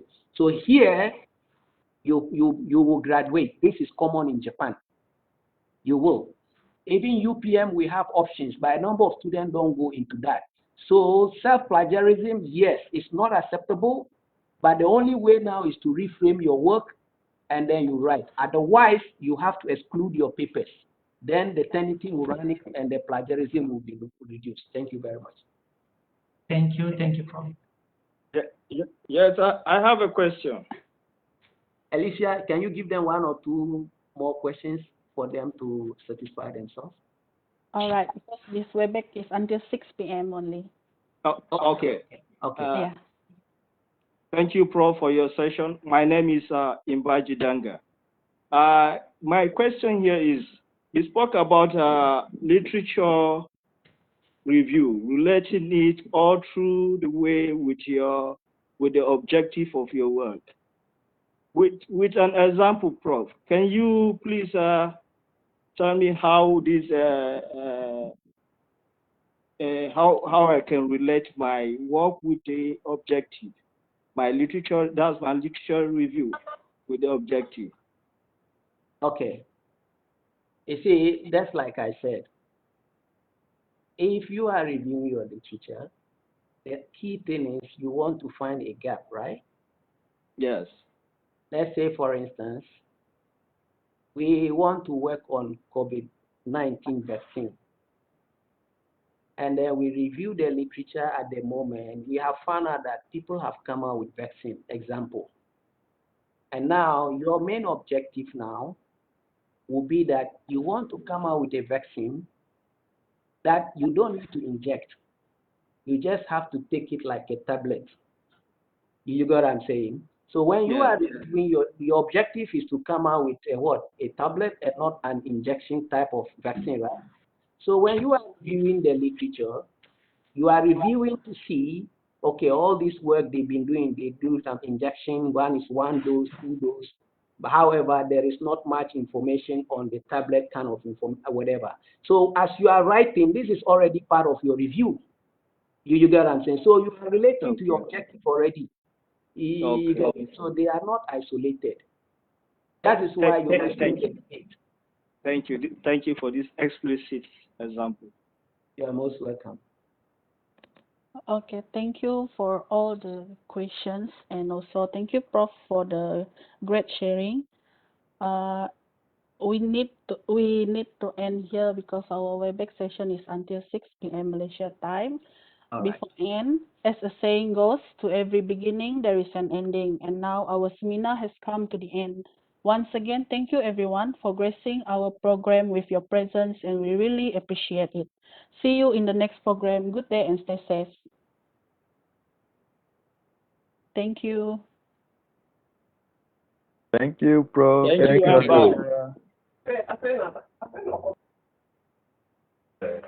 Thank you, Prof. Thank you, Prof. Thank you, Prof. We'll be waiting for the slides. Thank you very much. Thank you for your coming. We really appreciate your patience. And Thank you, Prof. We will get in touch with you another time. Thank you. Thank you, Prof. Thank you, Prof. Thank you, Prof. Next presentation. Thank you, Prof.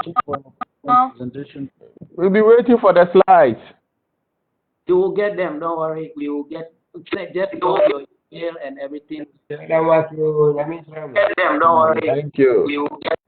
Thank you, Prof. Assalamu alaikum. Just drop your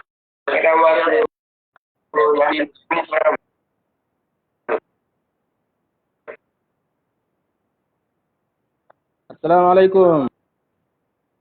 Thank you. Thank you. Thank you, Prof. Assalamu alaikum. Thank you very much.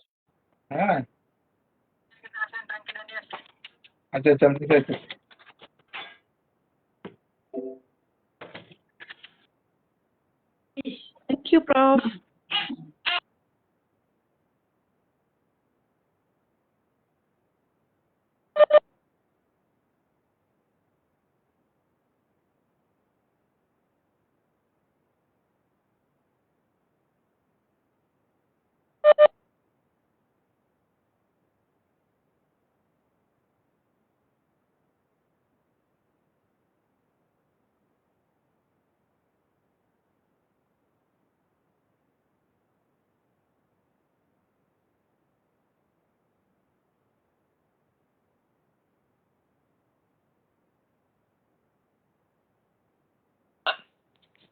Swab test katanya? Negatif. Negatif. Kamu apa ya?